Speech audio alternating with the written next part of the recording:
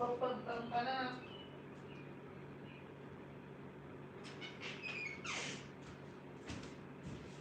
I live?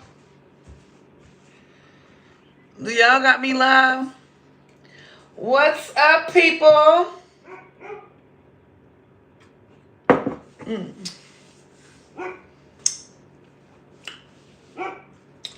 Do I got body yachty? Oh no.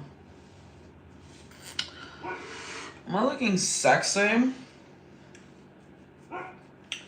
Listen, we got things to talk about, y'all.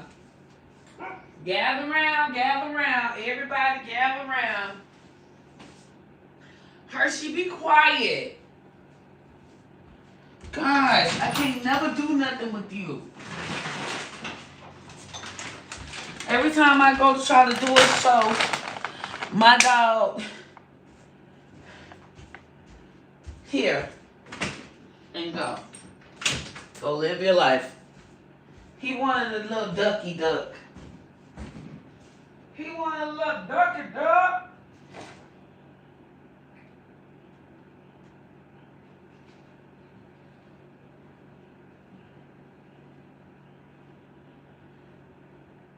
Oh, so we're getting into it, guys. We're gonna get into some things sooner or later.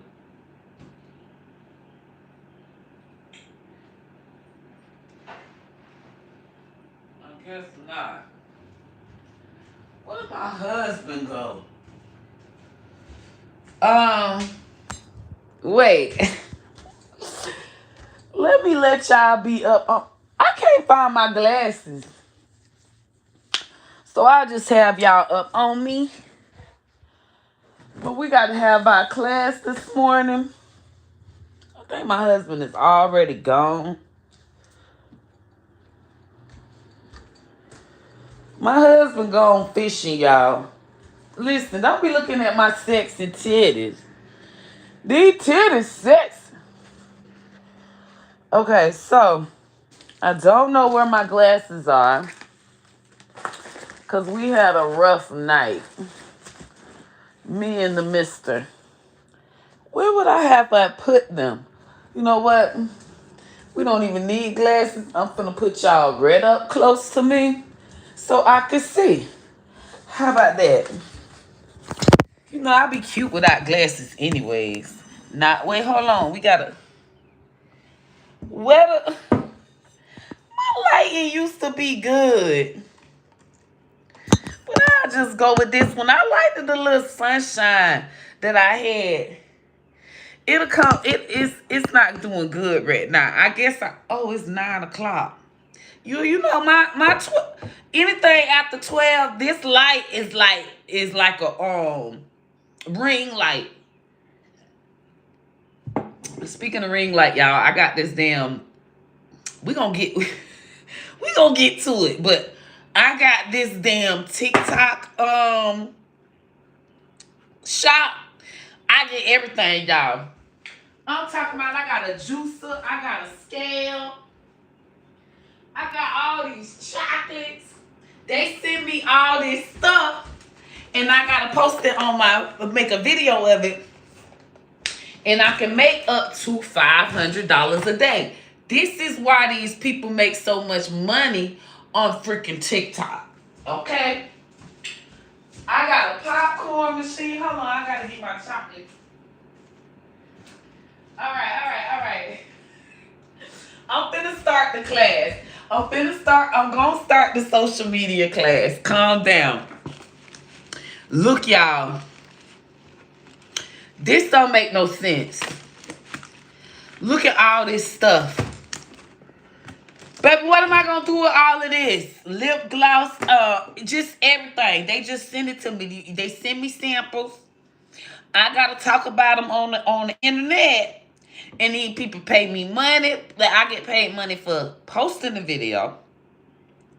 I get paid money from the commissions from the sales of it. And then any sale, I get paid extra bonuses on the sales. It's like, why is y'all paying people all this money? I'm literally already, I posted the chocolate thing yesterday. Lord, them people bought that chocolate out so fast. It was 80 of them. I'm thinking, I just put the little 80 up there. Them people bought all of them. All of them. I say, is this easy? And then TikTok pushes my video. I ain't never made no video that fast and got all them views that fast. It take like a week for me to get to 1 million. Maybe 2 weeks to get to 1 million. They had me getting all these views within seconds. I say, okay, because they trying to push their little products. Popcorn maker. I mean, what am I going to do? I got a big-ass juicer. I got to make videos with all this, with the popcorn, with the scale today, with the juicer today. I got things to do, okay? But let's talk about what's important, okay? What's important is my studies. Y'all know I have crazy hair. When Albert Einstein had crazy hair, nobody believed Albert Einstein because they say his hair crazy. And if his hair look crazy, he must be crazy. He don't know what the fuck he talking about. Albert Einstein, a genius, correct? Hello? Now, if Albert Einstein was a genius with nappy hair, you can't put it past me, okay? My genius is these because of my hair, okay? Let's talk about it. Let's talk about it. Now, many people with hair like mine are not going to be live, going on no YouTube, and talking about marketing in the music industry, okay? They're going to be somewhere smoking some crack, all right, and selling some ass, okay? I don't smoke the crack, but I might sell a little ass.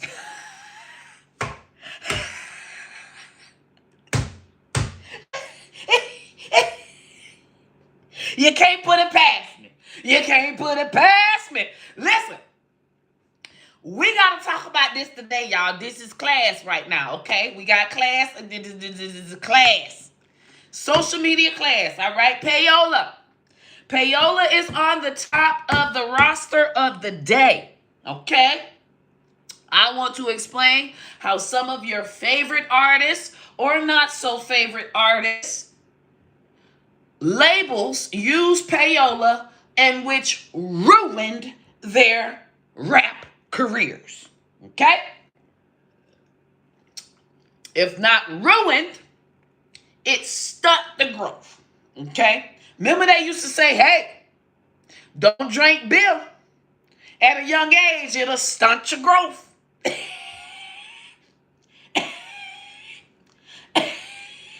Listen.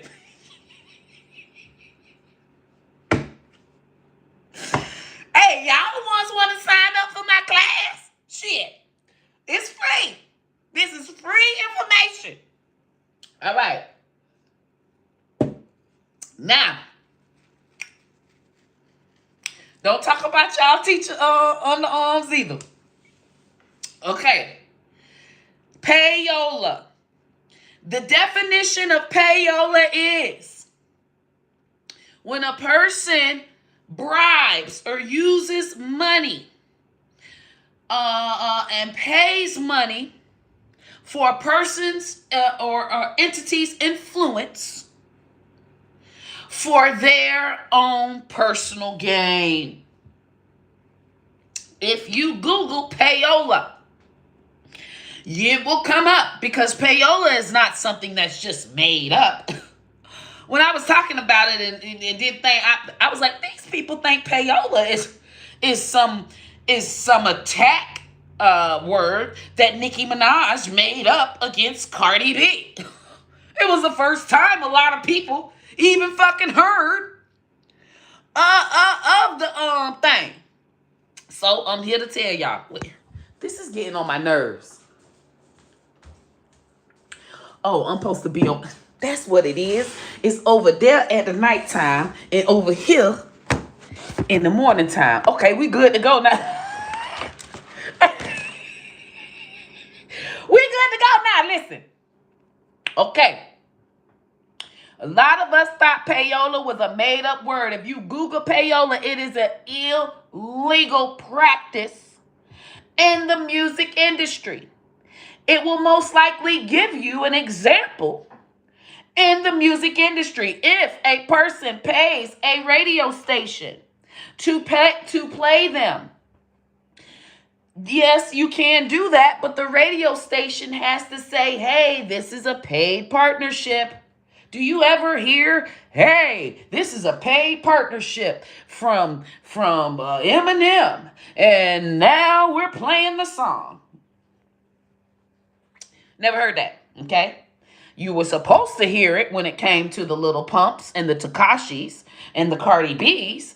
However, they never mentioned paid because it was all under the table, because it's fucking legal. No one is going to, especially a radio station, is not going to admit to payola because it is fucking illegal. Okay? Okay. Okay. Okay. Now, the way we know that it was fucking paid is because we're not fucking idiots. See. This is where I had a problem with labels. All right? They assumed, and yes, I have the Milagro titties today. If you haven't noticed, I do have the Milagros titties styled.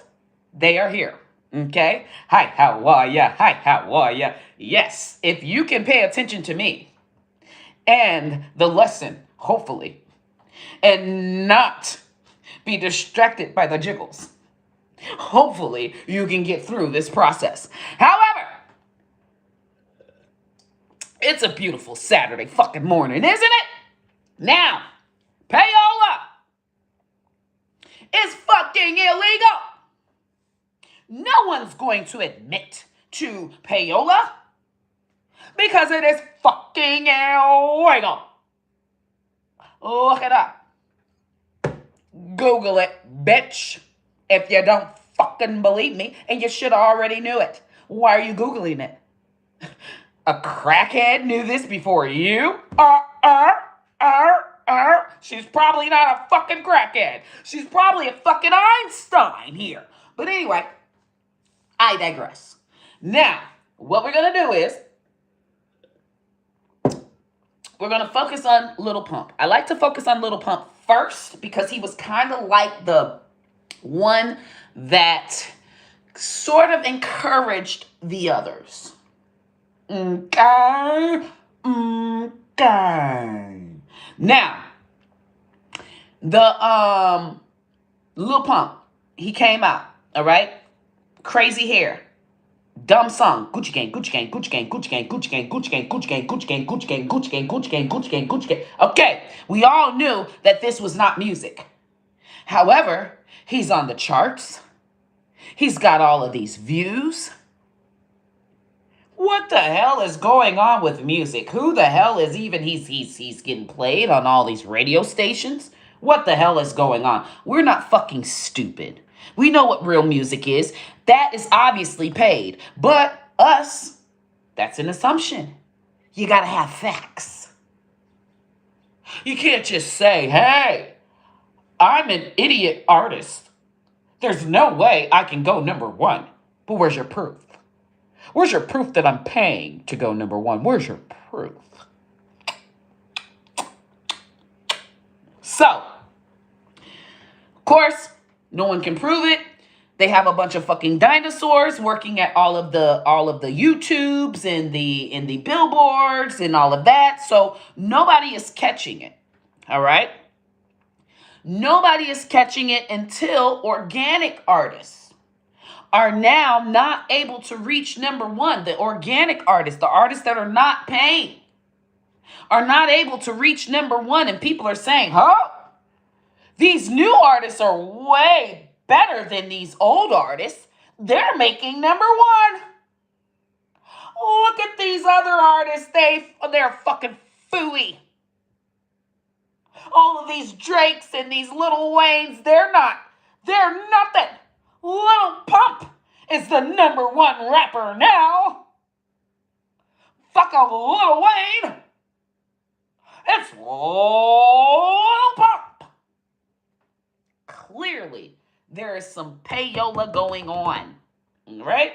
And what started to happen is different artists started to fucking whistleblow.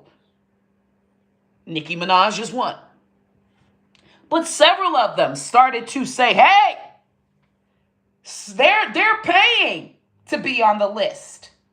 So what they are doing is, let me tell you how you can pay to be on a list. All right? So you got your Spotifys, you got your YouTubes, all right? Based on your Spotify views and your YouTube views, they count towards sales that go towards Billboard.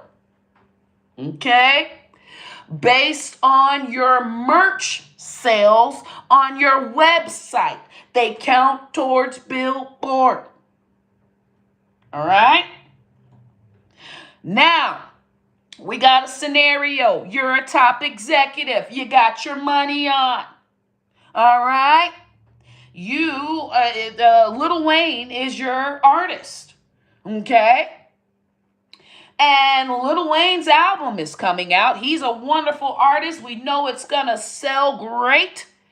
And now the album is out and it's selling. The song is released and it's selling. And on Tuesday, Billboard's going to announce who's number one. All right? The song dropped on Friday. All right? As you can see, lots of artists like to drop their songs on Fridays.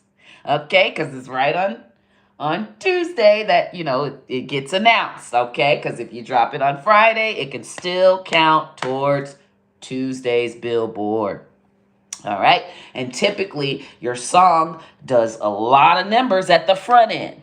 So you're going to drop your song on a Friday so all those front end sales can race and kind of beat whoever has been on the charts. Okay? So say the number one person on the charts right now has 1 million sales. All right? And you know for a fact Lil Wayne does 5 million sales. Okay? But that number one person is Lil Pump. And Lil Pump also knows that Lil Wayne does 5 million sales. So Lil Pump knows that he could do a little payola. So this is what we're going to do here. Lil Wayne drops on Friday. And of course, he's getting those sales. And by Monday, he's at not 5 million. He's at fucking 7 million. The motherfucker did more than 5. And I'm only at 1 million. What the fuck do I do? Well, I do have those keychains that are on my merch site. And the stock is saying that there's 10 million keychains for $1. What I'm going to do is I'm going to buy my own keychains because I bought my own keychains in the first place. I bought the keychains. I bought the keychains to sell them. That's just like you buy 100 shirts, put them on your website, and you just buy the shirts yourself. It's a wash. You spent $100 on the shirts. You bought the shirts for $100. They're your shirts. But why would you do that? Oh, your digital QR code that is linked to your song is linked to the shirts or the keychains. Are you guys following me? Now, when you buy your own t-shirts, it looks like you sold 100 album sales. Now, when you go and buy those 10 million keychains, it looks like you sold 10 million albums. And you go and buy them right on Monday. Because Billboard announces who's number one on Tuesday. And you see Lil Wayne has 7 million sales and you only have 1 million. So you now have 11 million sales on Monday. So when they announce on Tuesday who's number one, it's not Lil Wayne with his new album that usually always debuts number one. It's Lil Pump. I'm the number one rapper, not Lil Wayne. That is Payola, my friends. And that is what used to happen until it changed. Billboard caught up to it, and Billboard has changed it. Now we don't see those people going number one anymore. Do we? Is everyone following me? Lil Pump. Lil Pump. Okay, so are you guys following me? Lil Pump is one of the ones that started it and was the most highly successful, and all of the labels were looking like, People were looking like, So that is why we got a rush of so many Lil Pump freaking clones.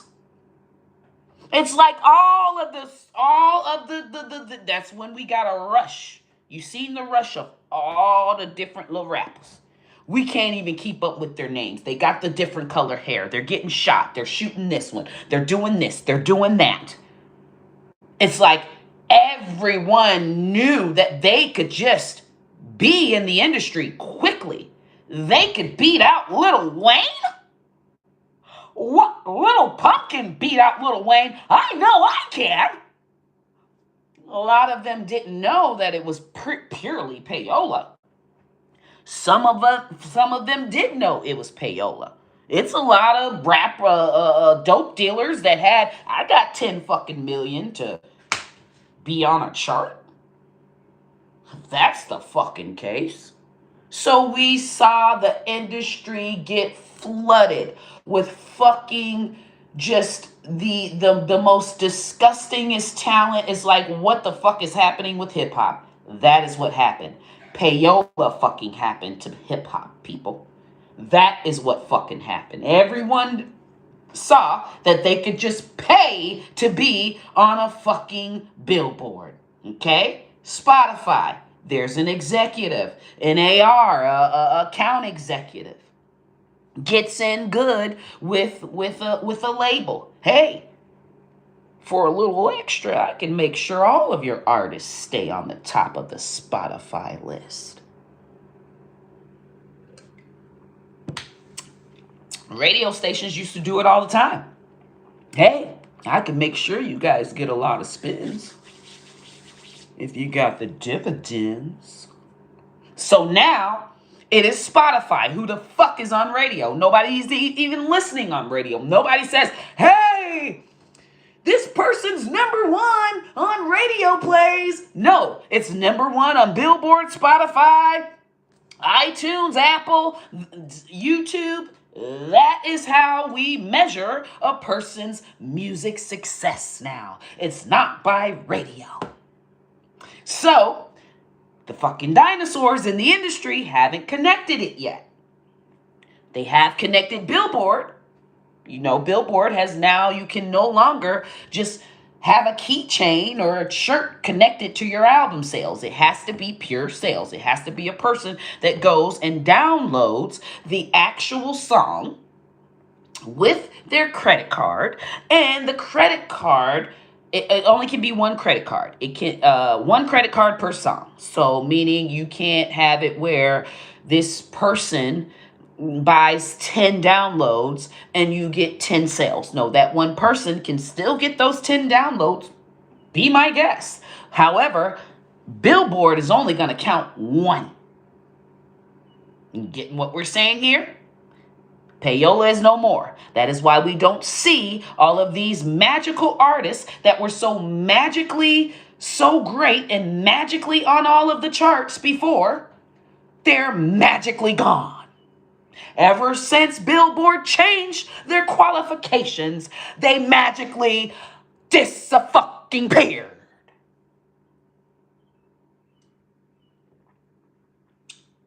Now, they will still say there's no proof. There's no proof of payola. There's no proof. Well, motherfucker, where the fuck are you?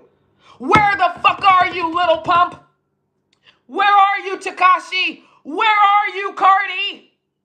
You guys have not been number one on the charts since they changed the qualifications.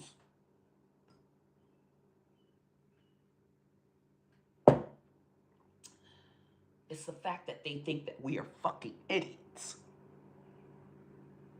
And they've tried to diminish the success, the organic success of the people before them. That is what I do not fucking like.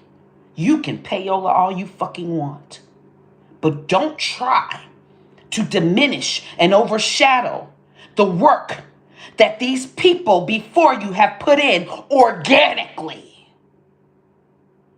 That is where I take a stand and educate the world. Because all it takes is pure education. We didn't know. We thought payola was just some kind of trendy fucking term. We didn't know payola was actually illegal, an illegal practice that is overshadowing everyone before. Eminem, everybody's trying to make it seem as though Eminem, Lil Wayne, Drake, Nicki Minaj, Rihanna, all of these people, efforts can be overshadowed because they could just pay to be number one on the Billboard, and now their talent is up with theirs. No, you fucking liar. You're a liar. You are deceiving everyone. And I won't take it. So, is anyone paying attention to my titties? Just wanted to know. They're not as big or plump as Milagros, but they're out there. I can feel them. I keep feeling a little wind. I really just want to keep them up. I just want to go like this. I don't even see how she can even talk. I can't. This is how this woman looks. Okay, I had to find the perfect shirt. This how this woman came to the courthouse. This is how Milagros, sidebar, this is how Milagros came to that courthouse and wonder why she got motherfucking kicked out. Wonder why she got kicked out. Booted from a media. The court is not finna have no media person looking like this here. They not. They just not. But I'm gonna let them sit. I'm gonna let them sit just like this. I'm talking about y'all can damn near see my areola. My areola motherfucker shadow. I can see my areola shadow right there. I can see shadows of it. You know, it's so uncomfortable. I don't see how this bitch can do this. Like, this is, I just want to go like this. Okay, so now we got Little Pump. Okay, ruined everything. Everybody rushed in. We seen Tekashi 6ix9ine. Okay, Tekashi 6ix9ine ruffled lots of feathers. All right. The reason why he ruffled lots of feathers and the reason why he was so confident is because he knew he could pay to get number one. All right. This is why this young man was so confidently trashing different rappers and always saying, oh, it's my numbers and I bet I get number one and I bet I get the most views and I bet I do this and I bet I chart. I bet I chart. Because he knew that he could pay to chart. All right?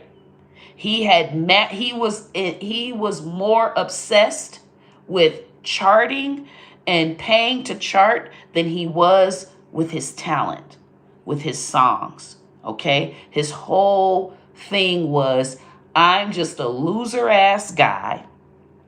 Always been a loser ass guy, but now I can fucking antagonize rappers, real deal gangsters, the guys that I always wish I could have been like, the guys that I wish I could have been cool like. This is a psychological thing here. All right. So he wanted to be able to have something to say, hey, gotcha, bitches. I'm better than you. Oh, if you were so gangsta, why aren't you selling? Where's all your gangsters that's gonna buy your songs? And this is stuff that he would say. This is stuff that he would antagonize all the world star people. He was always on the shade room. He was always clowning people's sales. He was buddy with DJ Academics. DJ Academics was paid, okay? He paid DJ Academics a good amount of money, payola, all right?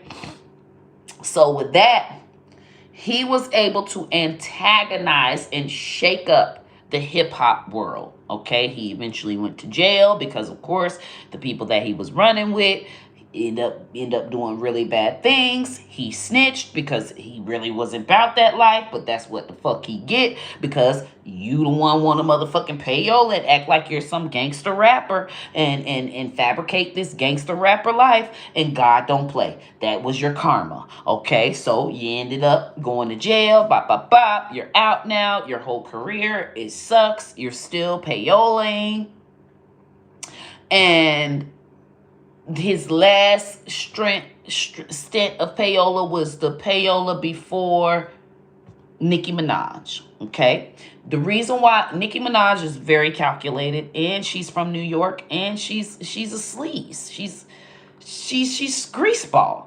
Bitch is greaseball, like gangsta greaseball. I don't know why people try to act like Nicki Minaj is some princess, some Barbie, bro. She's hood Barbie. The bitch is fucking a dagger. All right, the woman done had motherfucking charges. She hangs around gangsters. She knows all the gangsters and the shystiness and all of that bullshit. Okay, so stop trying to put her on this pedestal like she's some kind of prim and proper person. Okay, she's pretty gutter.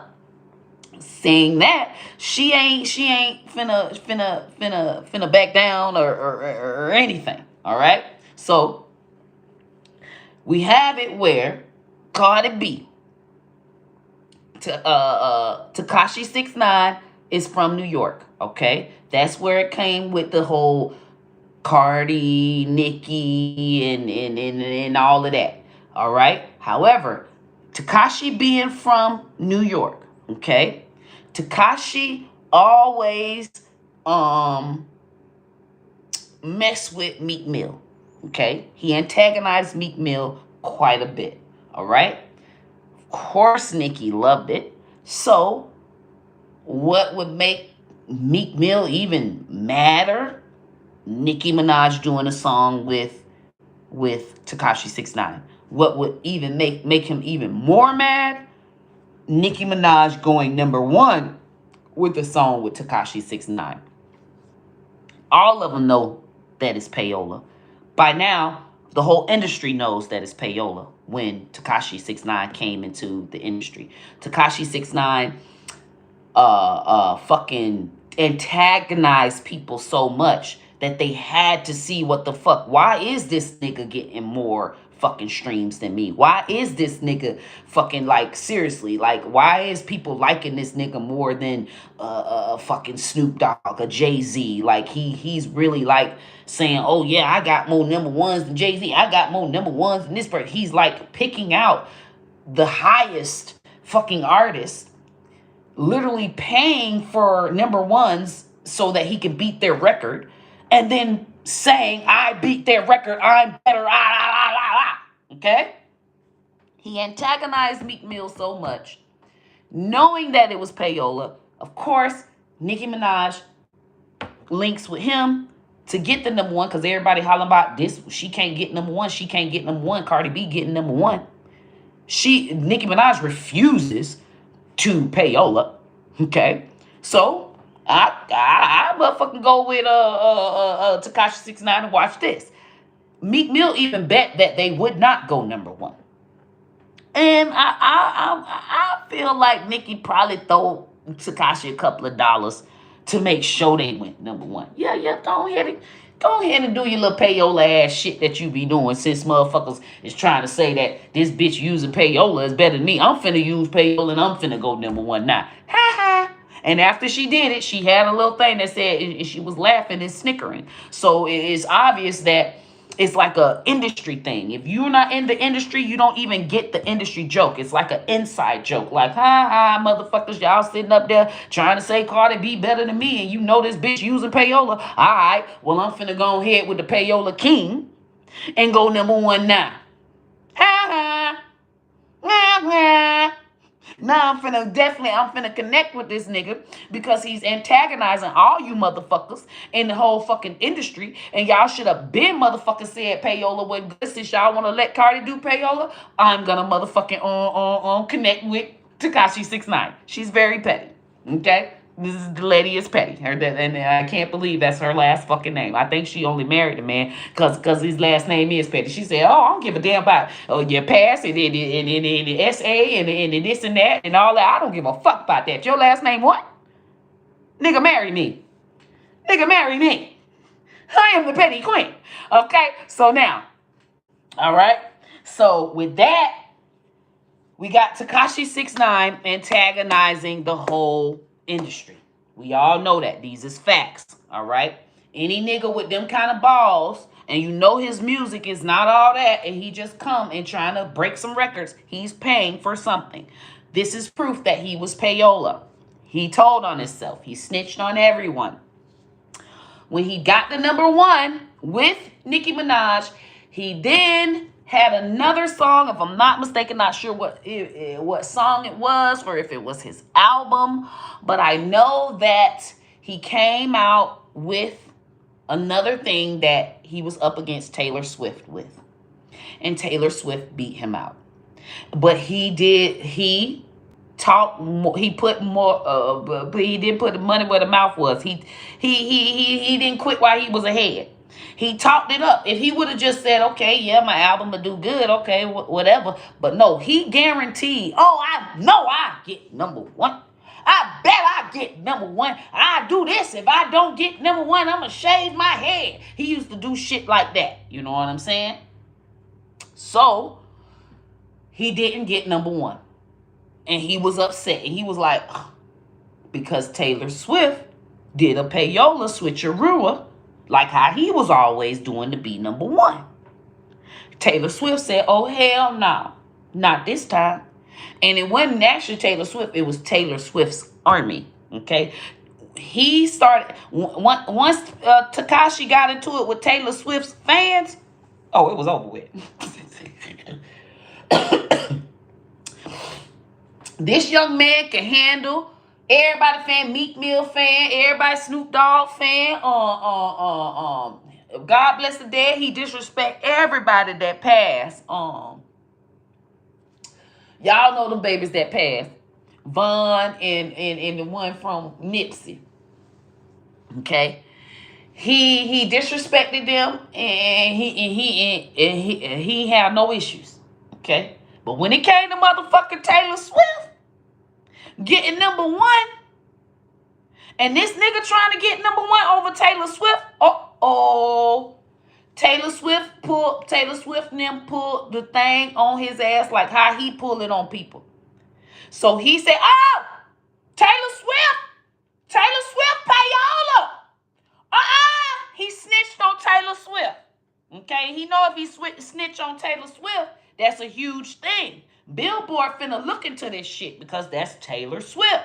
So they looked into the shit and they changed everything. They changed all the qualification. They changed everything. You can no longer link a keychain, a t-shirt, or nothing. And if you do have a sale, you can't even, it's got to be one credit card. It can't even be a whole bunch of credit cards.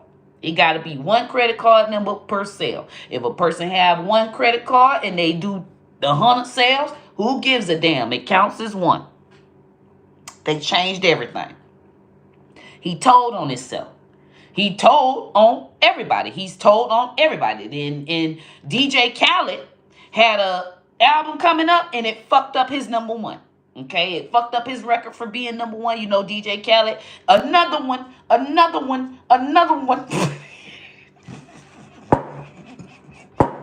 That nigga can't say another one no more. No, it ain't funny because I like DJ Khaled.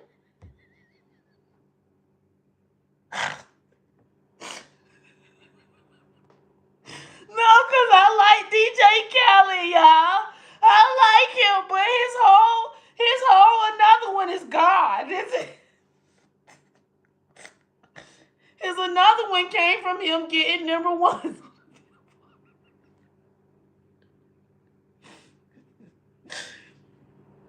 Oh, Jesus. This goddamn industry, if y'all motherfuckers don't get in and so we can laugh together. Holy shit. Y'all need to learn this shit so I can have more people to laugh with. Fuck. Listen. All right? DJ Khaled, whole thing, another one. That came from him getting number ones on the Billboard. Okay? And he used his payola and the people with the merch and everything, so he was always able to get another one. That nigga ain't said another one since... they changed the shit. That ruined him. That ruined. What he gonna say another one now for? No lie, I see him he is now promoting a vodka. One of them hard seltzers. Them things that you got to drink at least 10 of them to get a buzz and you gonna have a fucking headache. Okay? Y'all know them canned vodkas now. He had it, he was drinking, he say, another one. He drunk it and he said, another one. Now he got to talk about getting another damn drink. He got to say another one for a drink. Another one don't represent no number one on the Billboard no more. It don't.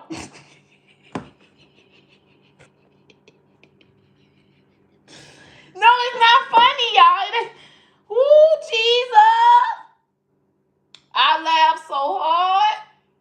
Cause I went on his page. That man looked just so sad. He did not go number one on that first week. He looked this sad. But I think like 2 or 3 or 4 weeks later, he was able to say, yay, we went number one, and he was thanking God and all of this stuff and everything. And I don't know who he paid. I don't know what Spotify list he paid for. I don't know what YouTube Indian Farm he paid for, but let's get on to that. YouTube has now changed everything. I'm showing y'all why these people ain't making no albums and they ain't making music no more. Do we see music from any 3 of the people that I named? And them 3 people was popping before. Okay, this is proof in the fucking pudding here. Okay, they're ghosts. They scared to make any fucking thing. And hot shit with Cardi B, her last thing, it really showed Payola is what pushed her career. Okay, we ain't got to her yet. We on 6ix9ine. Okay, so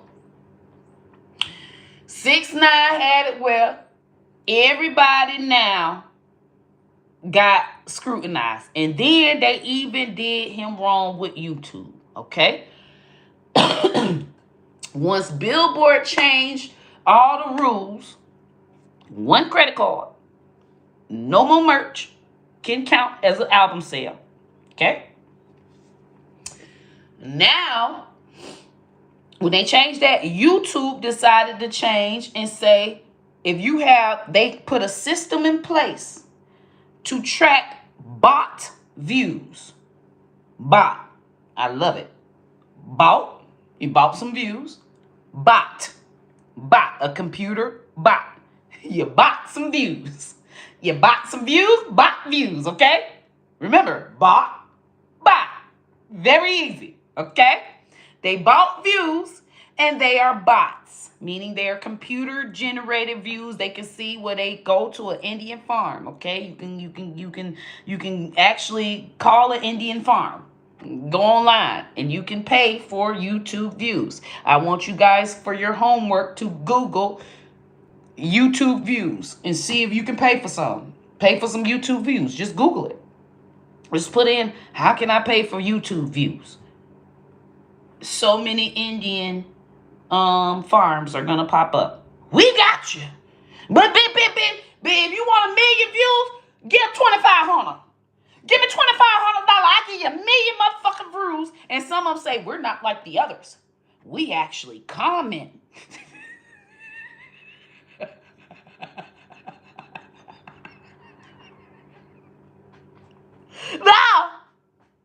No, they say we ain't like them other niggas that just give you views. Nigga, our views come with comments.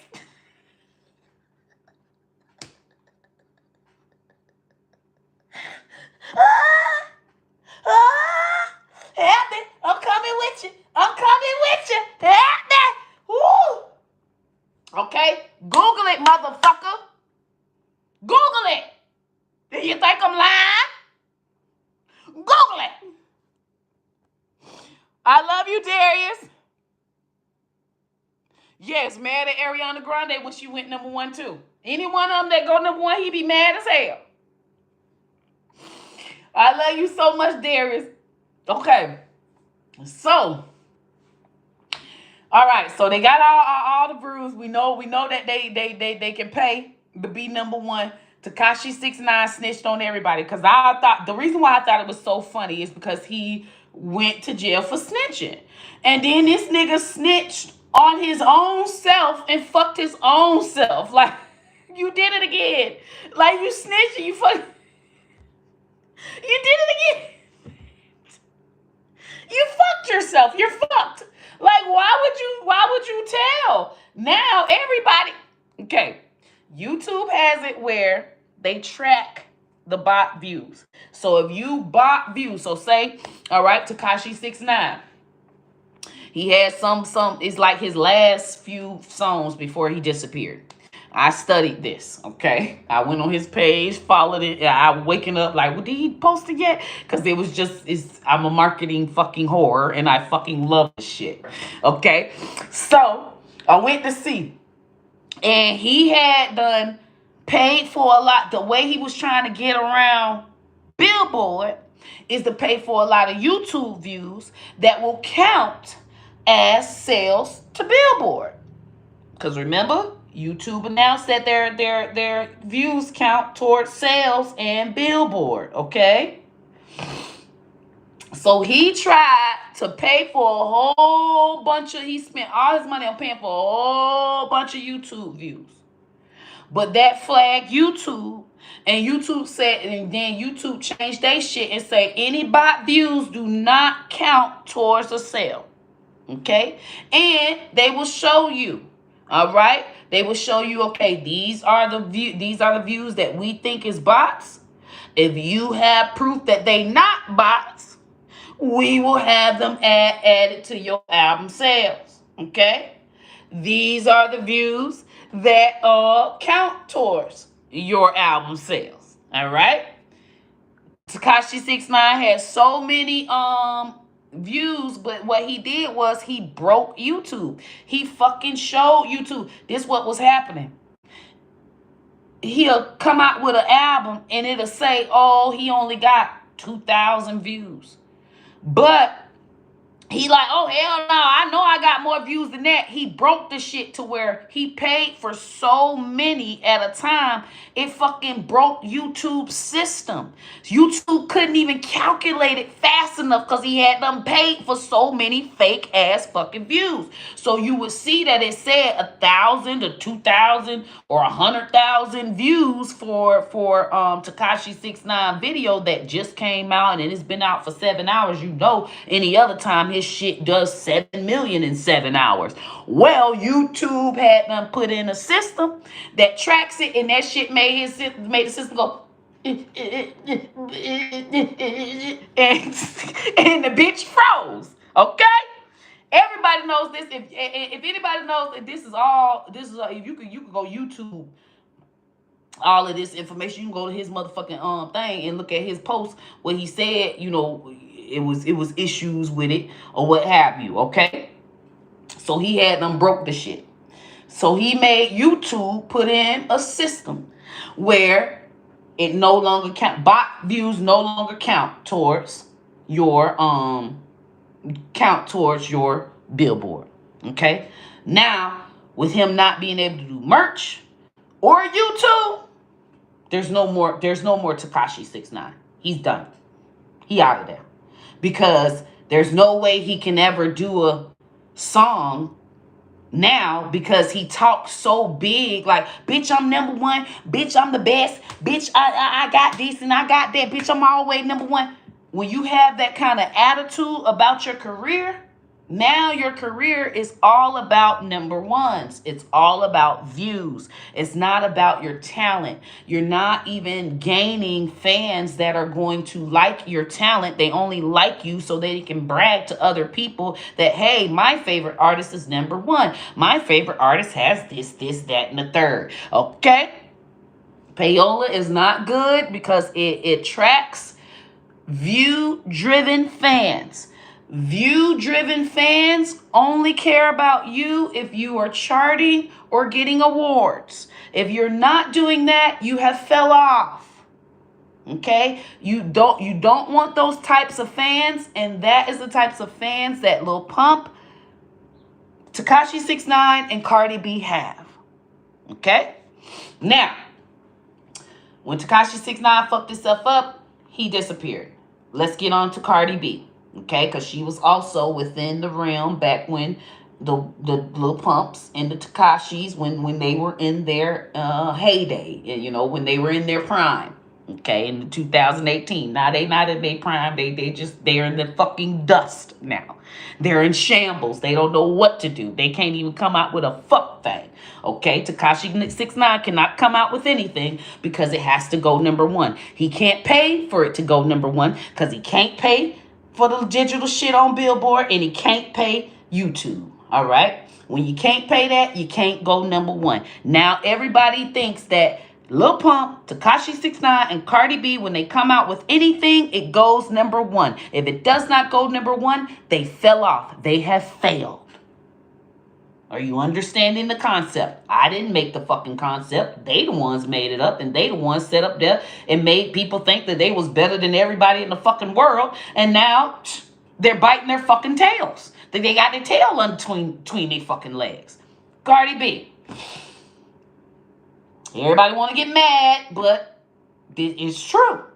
All right?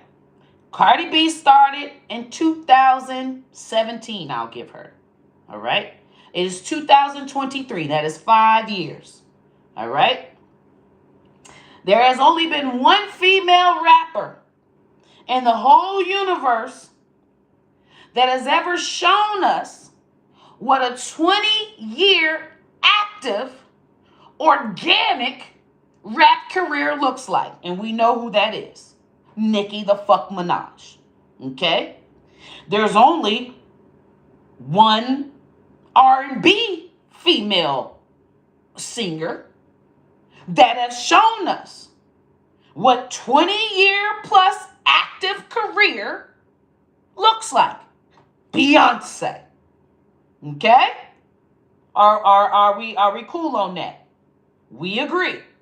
These two young ladies have given us an example to reference for new people coming in the industry. Correct? Correct. All right. Cardi B is at 5 years. Okay? And at 5 years, we are saying that Cardi B is better than Nicki Minaj. That was the narrative that they were pushing. Because she has a Grammy. Because she got several number ones on the billboards. Okay? And lots of YouTube views. Now, your YouTube views stay. Tekashi's YouTube views stay. The bots and all. They do not have a system where they delete the bot views. They just do not let them count towards sales. Okay? So it still looks like Tekashi 6ix9ine is getting lots of views. All right? But a lot of the fans, a lot of people aren't going the extra mile and saying, okay, well, you didn't get the sales. The sales aren't matching the views. Now, with Cardi B, at her 5-year mark, she has Grammys, number one, all of these number one songs, all these, the number one album, the number one. Once. Okay? Once. We do not see an album again. All right? Nicki Minaj did not come out with the album until 5 years into her career. She waited and gained fans and gained a momentum and did features and gained a buzz before she came out with an album. Okay? How Cardi B is saying that you can be great is you don't need to fucking work towards 5 years of nothing. You just come out and you're number one because people love you so much because you were on Love and Hip Hop and you were funny on the blogs and Shade Room is posting you all the time, and that is why you're number one.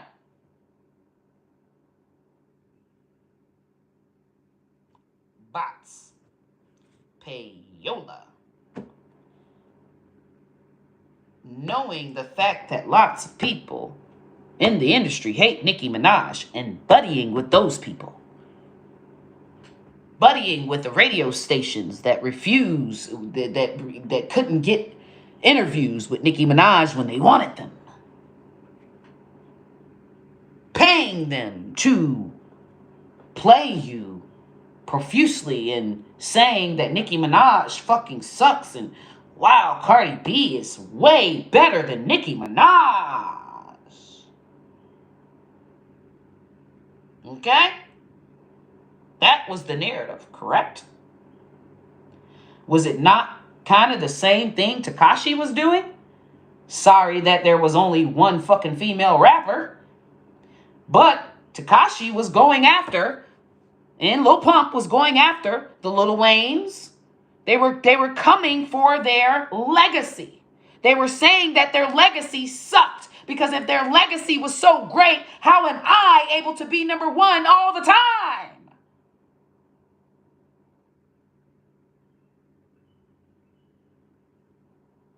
Cardi B did the same to Nicki Minaj, but there was not a Eve, there was not a Queen Latifah, there was not a Little Kim, there was not a Remy Ma to attack because none of them did any fucking thing.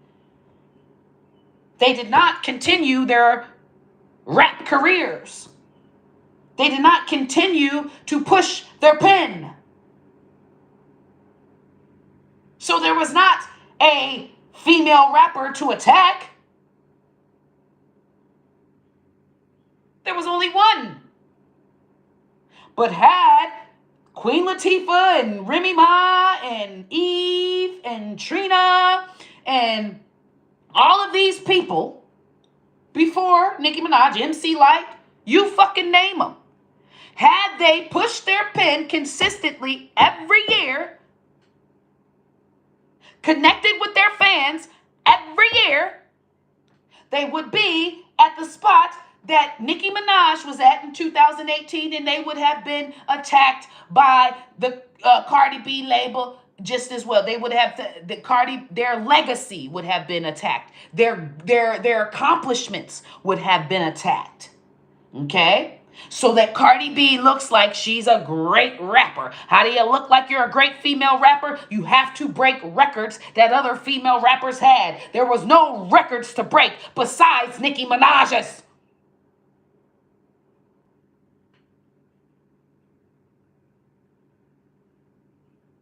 Are we on the same page here? Are we still there?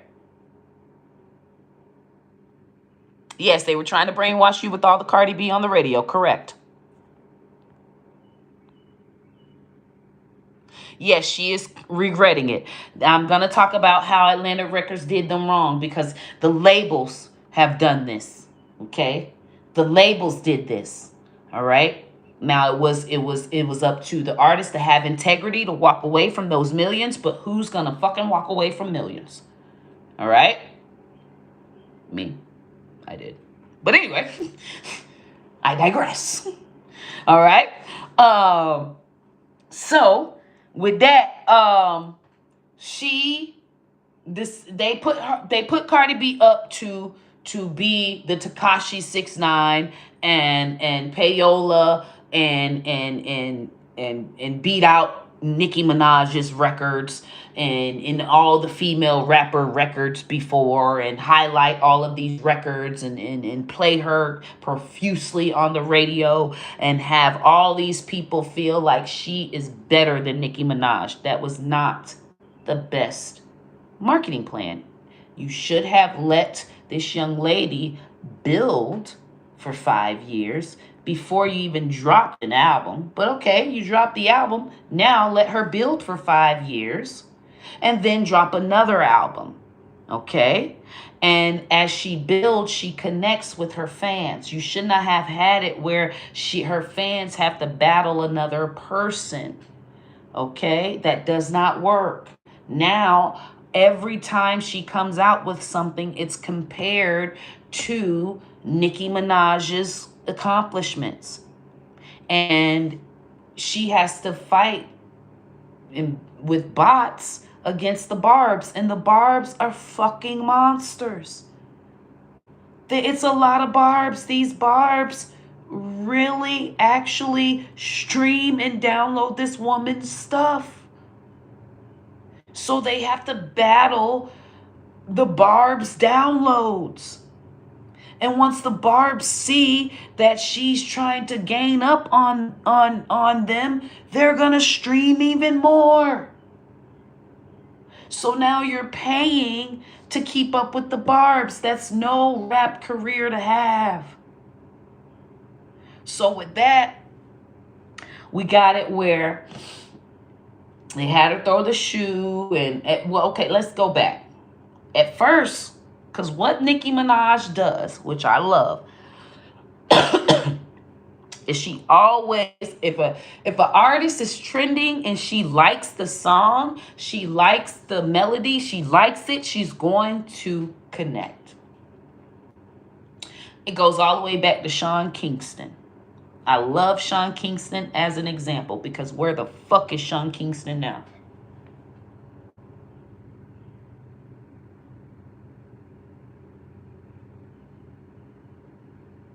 So you can't say that Nicki Minaj makes careers, because she definitely did a song with Sean Kingston and he's fucking nowhere. A lot of the people, the female rappers that she did features with today in this era, in 10 years will be, 20 years will be, where the fuck are they? Where is Sean Kingston? I'm gonna let y'all settle on that one right there, because this woman is never changing. Okay, when people trend, they're a trending thing. She gets on the song because why? Because they want her. When I came in the industry, anybody coming in the industry, who do you want? Who would you want a rapper to collab with? Female rapper, Nicki Minaj. What female singer? Beyonce. What male rapper? Lil Wayne, Jay-Z, Drake. It's a no-brainer. Okay? I'm sure Sean Kingston said, hey, if I would want somebody to feature on some shit, that female rapper, I would want it to be Nicki Minaj. So it's not like she's just thirsty for these people. She has made a stature for herself, and these people are thirsty for her. That is their goal. Okay? And she is more open. She is more accessible. She's always trending. She's always in the mix. These other people are very snooty. She's snooty, but she's down to earth. She's snooty as fuck, but she's not as untouchable as Beyonce. She's not as untouchable as a Jay-Z. They are nowhere. They're ghosts. You can't. When the last time you seen Beyonce like a fucking comment? Nicki Minaj likes comments all the time, and they fucking frame them. They fucking print them out and frame them. Okay. Now, do we have any likes from Michael Jackson, Whitney Houston? Do we have anything framed from when Michael Jackson liked a picture on fucking social media? When this young lady is dead and gone, we will have that. We will have that forever. We will always have that digital footprint. She's leaving a digital footprint, a legacy for herself, for her fans, and showing that she fucking is a person and likes you. And she appreciates you fucking loving her music. Hello. I'm letting y'all rest on Sean Kingston.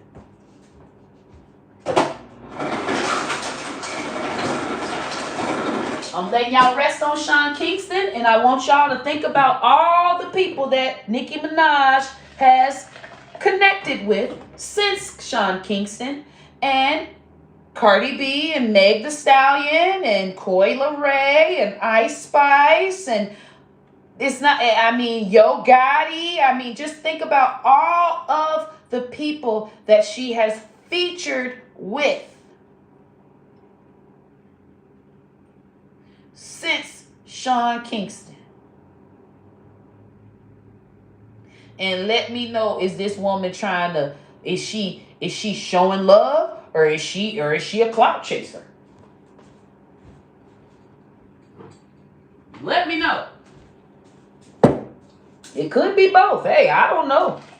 She could be clout chasing. She could be only getting on these people tracks just to clout chase. But I mean, at this point, it's not like she reaching out to them. I'm sure they're reaching out to her. So with that, we are after Sean Kingston and all these features and all these buzzing features, we are now to Cardi B. And Cardi B is from New York. She is a female rapper. Okay? We have it where Nicki Minaj gave her props and congratulated her and everything. Was very, very proud of this young lady. They get on Motorsport and they let the labels. They let the motherfucking labels. It was a greedy old white people that are just highly upset that Nicki Minaj never signed to them and made them all their fucking money, all their fucking boat money and in Paris trip money. So,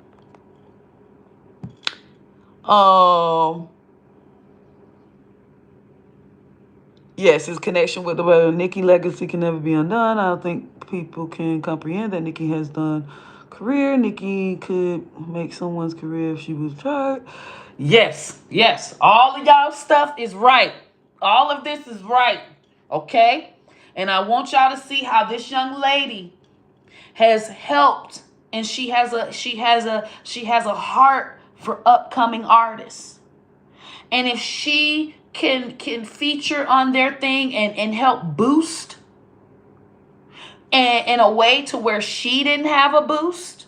Nicki Minaj did not have a 5-year person that was, Nicki Minaj did not have a Nicki Minaj. Okay, she couldn't do a song with Eve and fucking boost her following. She couldn't do a song with Lil' Kim and boost her following. Okay, she couldn't do a fucking song with Remy and fucking get all these Remy fans liking her. All right? She did not have that. When she connected with Lil Wayne, they said she was just fucking them. She said they said that she was getting trains ran on her by Lil Wayne and Drake. That is what they thought of this young lady being on that album, on that label. She had to fight and prove herself. Okay?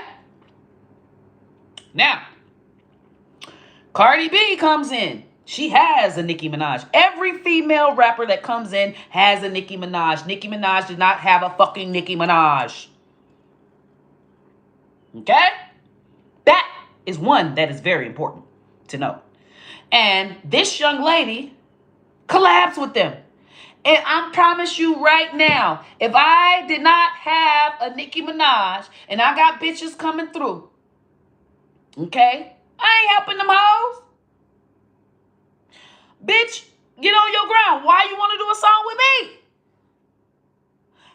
And you know, all of them even say, I want Nicki Minaj, Nicki Minaj, Nicki Minaj, Nicki Minaj, Nicki Minaj, Nicki Minaj, Nicki Minaj. Okay? Do you see? Do you see? Cardi B gets on the motorsport. It got Cardi B, Motorsport, Migos, and all hell break loose after this song. Okay, all hell break loose after this song. I'm not sure if it's over like an egotistical thing, and I feel like it was the labels. It was not them two young ladies. Those two young ladies would have loved to love on each other and flourish together. I truly believe that, but there were greedy labels that broke them ladies apart. Okay? And both of them are from New York, and neither one of them kiss ass, and they are very, very cocky. Okay? With these ladies being very cocky, there's no apologies, there's no nothing, and there's the snowball effect of a wedge that will be between them forever. And when I say wedge, I mean that literally, because I believe a wedge shoe. When I say wedge, I mean that literally, because I believe a wedge shoe was thrown. Okay. So yes, they have put a wedge between these young ladies. All right. Now, Nicki Minaj gets on the song, Cardi B, all of that good stuff, and Cardi B is in her heyday of her payola, and they decide to say, hey, we're going to be like Tekashi 6ix9ine and make the payola devour Nicki Minaj. What we're going to do, dang, I seen a little piece of my areola. I seen a little piece of it. I damn near wanted to lick it. I damn near wanted to lick my own motherfucking titty. See, I damn near want to fuck my damn self. So I know I am being sexually passive. These are Milagros titties. If everybody that's coming in, these are Milagros titties. These are the titties that got Milagros kicked out of the courtroom for the Tory Lanez case. Okay, these are the types of titties that you do not have sitting up in nobody courthouse. Okay, this is why. All right, but we having a lesson. When this young lady helped the other young lady, got on the song, the labels pulled them apart. Okay, they throw the shoe is a big thing, and what the labels felt as though they seen that anytime Nicki was mentioned, it was Cardi. Anytime Cardi mentioned, it was Nicki. So they felt as though the attention was going to equate to sales. Okay. But they were so caught up in paying for Payola to beat Nicki Minaj. Okay, because they seen that anytime they beat Nicki Minaj and Payola to beat Nicki Minaj, it was news. It was in the media. It was press. But really, it wasn't really the media. What they did was Nene Leakes them and Love and Hip Hop them, Mona Scott, Nene Leakes them, made all the people, and when I say all the people that are within the hip hop industry and people that listen to hip hop and anybody that will buy any of the hip hop music, because we know there's a lot of people that wouldn't dare even touch hip hop with a 10-foot pole. Okay, I'm talking about only the people within our realm. Mona Scott and Nene them made Shade Room the #1 media outlet. If you are posted on Shade Room, that's like being posted on freaking the news. It's like being posted on the E Hollywood channel. Okay? That is equivalent. So with them making it like that is okay. Now Cardi B is posted all the time on the Shade Room. It's looking like she's just the best person in the world. They saying that Nicki Minaj has gotten older and she probably ain't gonna be able to do nothing. But this is normal. Okay, this is a normal thing. This ain't like the labels were trying to just make these women fight against each other. This is a normal marketing tactic. If you're not familiar, LeBron, Michael Jordan. LeBron coming in, oh, he's greater than Michael Jordan. Michael Jordan's washed up. He could never do this. Oh, he's beating all his records. And Michael Jordan didn't like that. That is just what people do. That is called, it's called sexy marketing. It's called getting people riled up marketing. It's called, oh, they're going to comment on this and comment on that. And the person that loves LeBron's going to fight with the person that loves Michael Jordan. And it's going to get us lots of views and lots of attention and make us lots of money. Okay? That is why these people do this, okay? It's not because they're just being messy and malicious. These people are all about their fucking coin, okay? Whenever you have a controversial thing, it's called controversial marketing.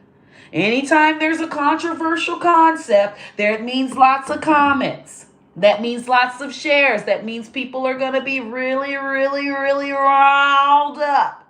And when people are riled up, they pay attention. They'll be on there arguing for hours. Now you can say, hey, we have this amount of people that are always on our website and are always on our social media platform, and they're all, these are how many comments we get, and we need you to advertise your sports cup or your sports gloves because we have lots of sports people that are arguing about LeBron and Michael right here on our page, and you need to advertise.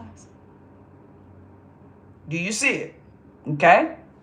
They felt if they have controversial marketing with Cardi B, there will be lots of people that are always commenting about her and always talking about her. Always, if they agitate the barbs will keep her trending on the For You page.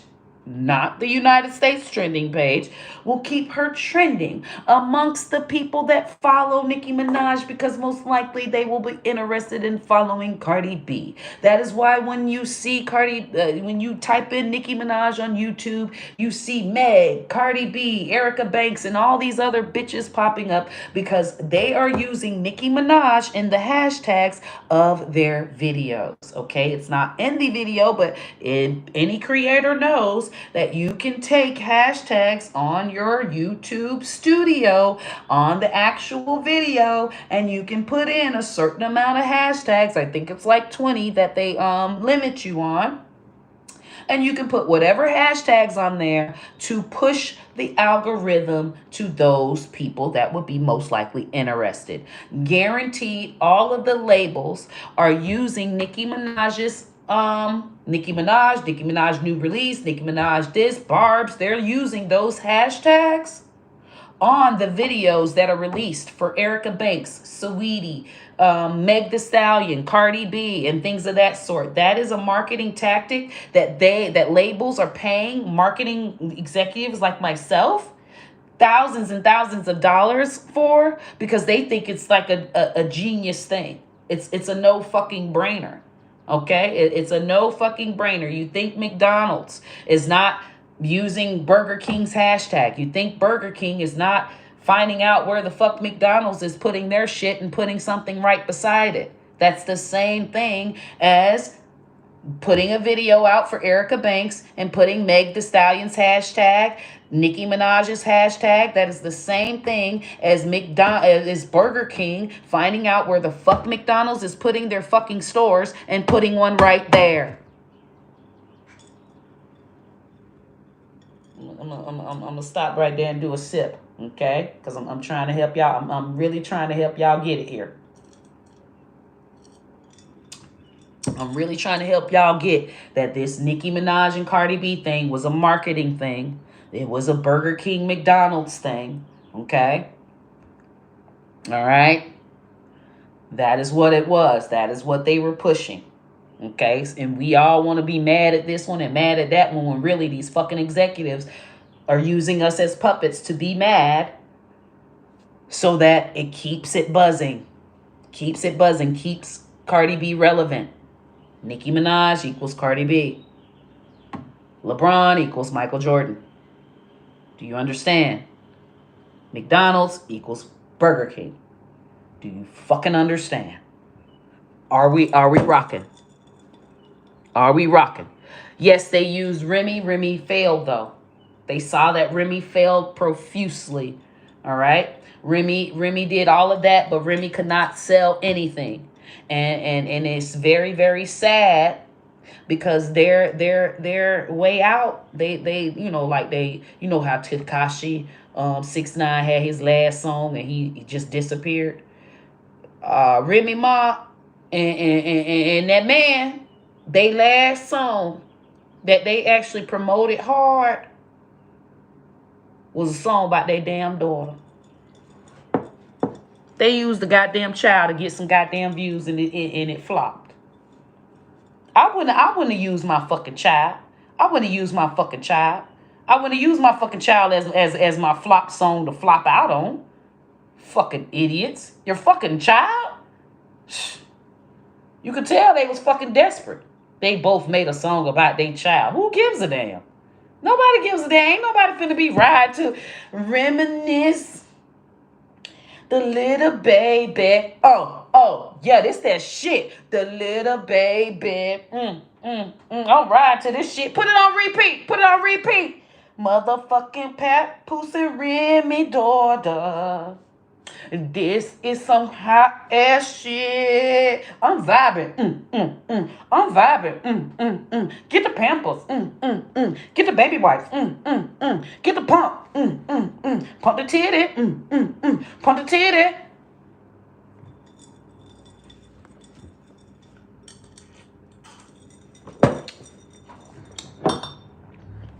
This ain't even strong enough.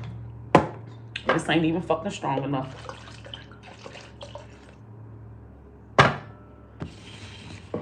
Pump the titty. Pump the titty. Pump the titty. Get the milk. Get the milk.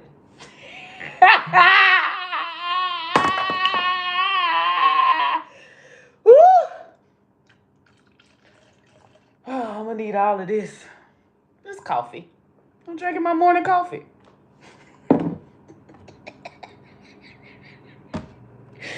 I'm loving this lesson. Is y'all enjoying this lesson? Is y'all enjoying this lesson? Okay? All right. So, now that y'all know they tried to do the whole McDonald's, Burger King thing, this ain't really like, oh, she mad at the baby. And they tried to love and hip-hop female rap. Okay? They tried to put a Mona Scott type of narrative with Nicki Minaj and Cardi B. Okay? Because that was what was trending. It's all about the drama. That's what's going to make the people talk. They thought talking equals sales. Okay? But you can't really see if talking equals sales until about a good 3 years. Then you can see if all of the buzz really helped. Okay? And we are now to the 5-year mark and we see that all the buzz did not help. Did Sheether help Remy Ma? Did it? Did Sheether help Remy Ma? It damn sure ain't helped that song about their damn child. They had a song about their baby that flopped.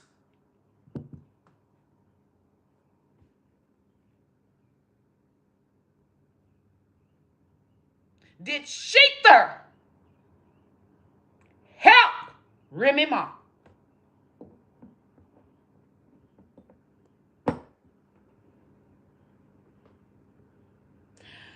I could have helped you out the pit, you felon. I am the degenerate queen. Ask Miss Ellen. Nicki Minaj, I could have helped you out that pit, you felon.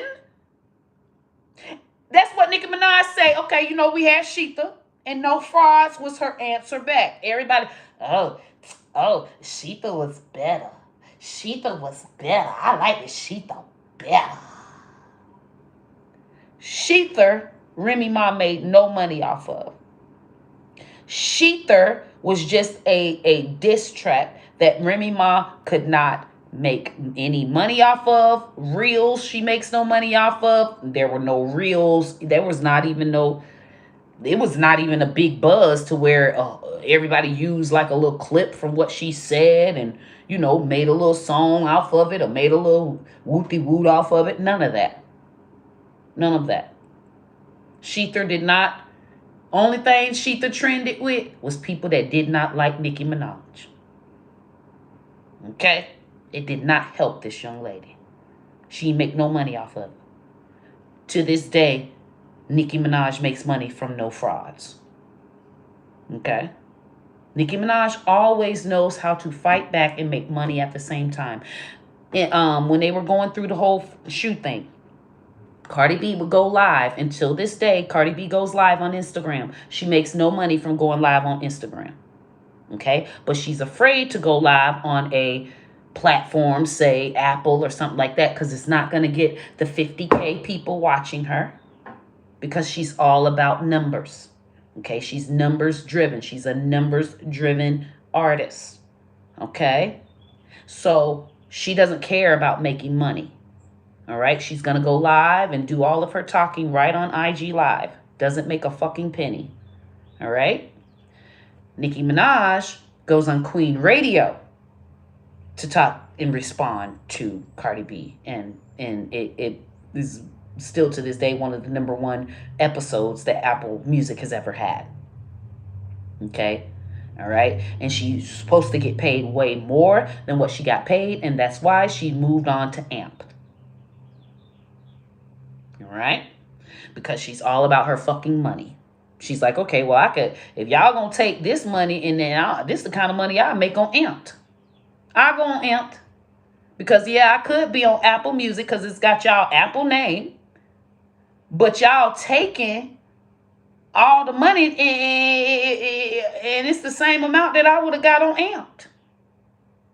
Well, bitch, I'm finna go on AMP. I'm not finna do a show and make AMP money so y'all can take the motherfucking cut. I don't give a fuck about Apple like that. Bitch, I give a fuck about my money. So that is why this young lady went on to AMP. Okay? Now,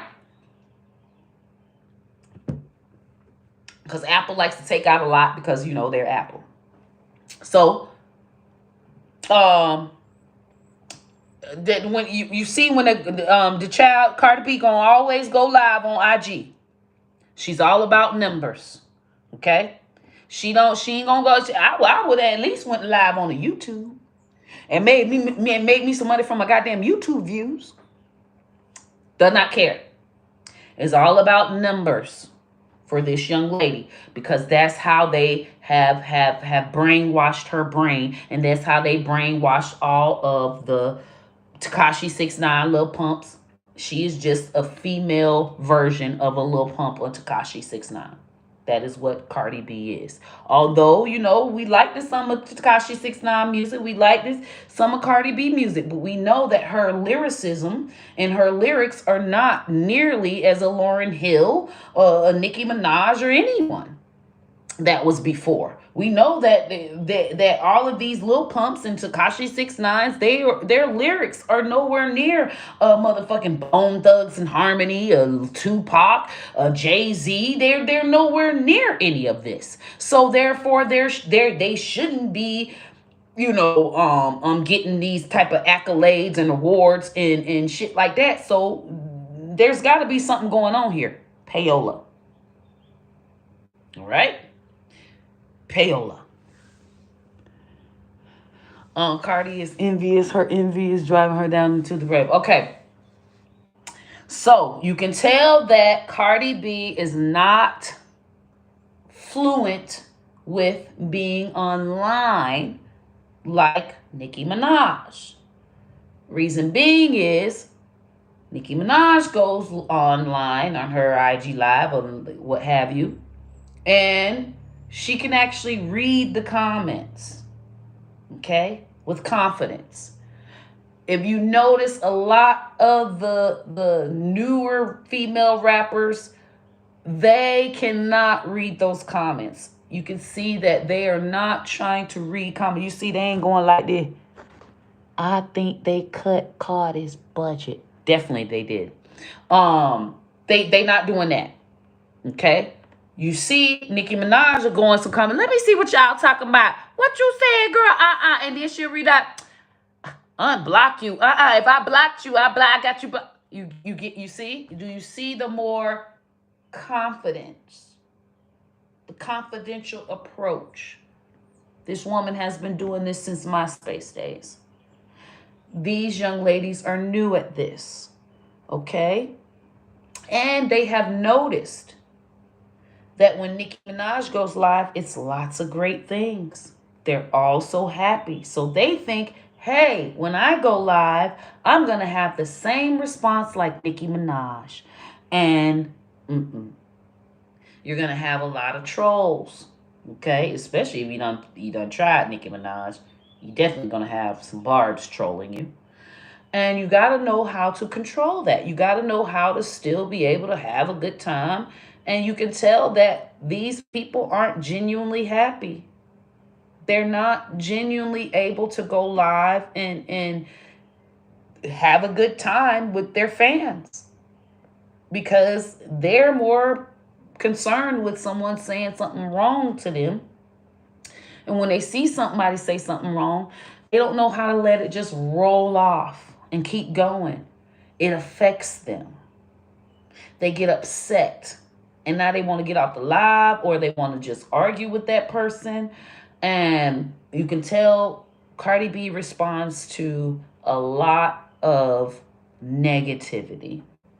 And that is because she's weak. She's not strong enough. She hasn't built that 10 years worth of fucking Teflon skin that it takes, because Nicki Minaj was very sensitive in the beginning. In the MySpace days, she was very sensitive. She was sensitive about her body. People were, you see, she got the booty and shit. She was very, very fucking sensitive. Now she's not. She's grown the fucking tough skin. And that takes a good 10 years. It takes a good fucking 10 years. And it takes being open and being online. A lot of these people are not consistently online. They are scared. You will never see Lil' Kim go live on an IG live. They will eat that nose up. What's left of it.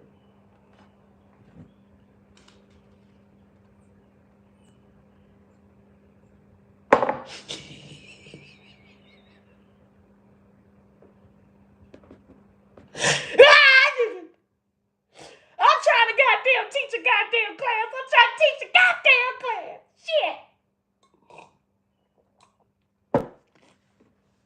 Bree. I'm trying to teach the goddamn class. I declare to God, I'm trying to teach the goddamn class. Okay? So, we won't never see Queen Latifah do an IG live. I just want Queen Latifah to stop. She can't have no problems. Do you know? I can't wait to do the rap history again.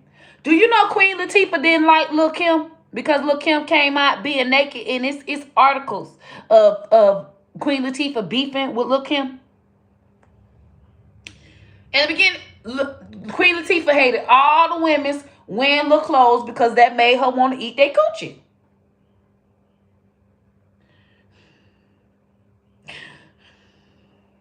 And Lil' Kim dead ass wrong for coming through with them little bit ass clothes, making Queen Latifah go like this.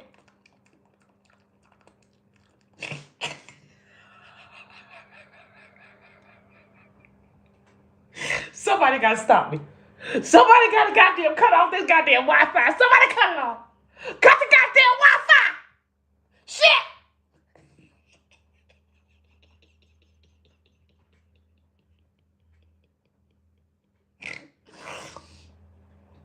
Listen.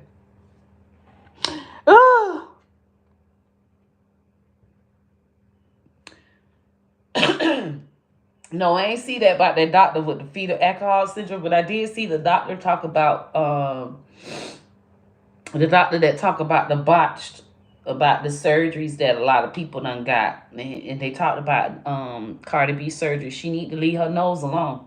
Don't touch that nose now another time. It's gonna shred. That bitch gonna end up just like Michael. One more surgery, that bitch gonna be shredded.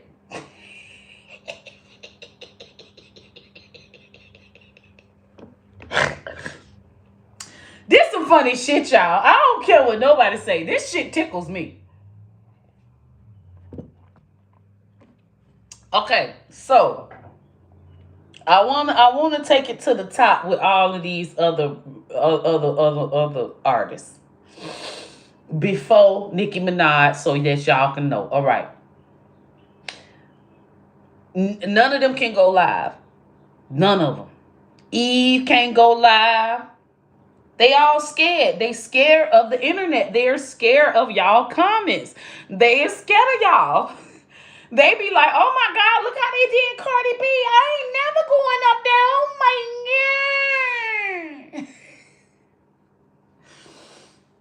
God. But with Nicki Minaj, she never gets her props of fucking she takes them fucking trolls by the fucking ankles, and she dumps them upside down. You know what I'm saying? And if she don't do it, the Barbs do. Nicki Minaj took a big hiatus, at least a year. Didn't Nicki disappear for like a year or two? It was like after the shoe got thrown and all of that, she disappeared and she only would pop up for certain features. Okay, she was not active online at all. She just let her Barbs fucking demolish Cardi B. Literally, she said, I'm finna go, and I ain't even finna be on the internet. After that shoe got through, Nicki Minaj disappeared for a good year. And it was straight Barbs. Them Barbs held her fucking down. Every day her shit was still trending. Nicki Minaj was trending. Every day she got motherfucking Cardi B crying. The Barbs got Cardi B them crying. Every other day Cardi B was crying about something. Every other day Cardi B was arguing with them Barbs. Big Cardi B had the motherfucking Sue Tasha K. Bitch, they was on her motherfucking ass. Them Barbs was on that bitch ass when she threw that motherfucking shoe hoe. And still on your asshole. Would never get up off your ass about that shoe hoe. On G now. Barbs ain't play with that bitch. And still don't. That hoe have to hide behind Lotto them. And Glorilla them. And she's fucking up their careers. Glorilla fucked up. Oh, Glorilla never in life get a Barb. And there Yo Gotti. Yo Gotti should have known. Yo Gotti dumbass should have known not to have motherfucking Cardi and Glorilla linked up like that. He should have known that motherfucking that feud was big. Was bigger than what the fuck he talking about. But he a man, so he thinking, oh, that's just whole beef. I don't get into whole beef. You should, because now you got your motherfucking artist to where she ain't gonna flourish. Oh, she out of there. She done did a whole song with Cardi B. They don't fuck with Glorilla. Barbs do not fuck with Glorilla at all. Just on account of her affiliation, po thing. And I like Glorilla, but I can't ever motherfucking do a video or no shit like that. But once I seen, soon as she did that song with Cardi B, I said, oh shit, well fuck, I can't do shit about Glorilla no more. Shit, I can't even. Shit, I ain't doing that. I ain't finna do no shit. Her ass trend with a song, shit. I just have to skip that trend. I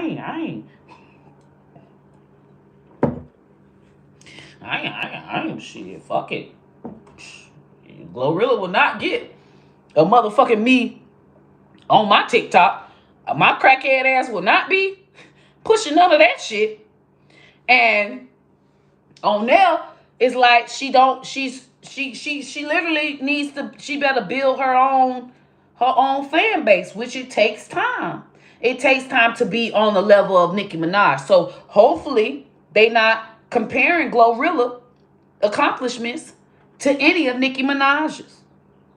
I would hope that they don't ever compare any of her shit to any of Nicki Minaj's. Okay, let her just grow on her own. Cause if she has this narrative that she just so number one better than Nicki Minaj, and now you don't only just not have the barbs, now the barbs on your ass. And when the barbs is on your ass, you ain't got no respect. Because the barbs narrate the respect for youngins. And when I say that, hopefully I'm saying it right, but amongst the young people, okay, you're in middle school. All right? And back in 2018, it probably was cool to be Team Cardi and not Team Nicki. But now it's not cool to be Team Cardi and not Team Nicki. All right? It's just not cool. All right? But it's still the churn that's Team Cardi from 2018. But the new children coming up, because this is a thing now. It's a thing, Team Cardi or Team Nicki. And the people are gonna want to be Team Nicki. They want to be on the Team Nicki represents unicorns, gay, yay.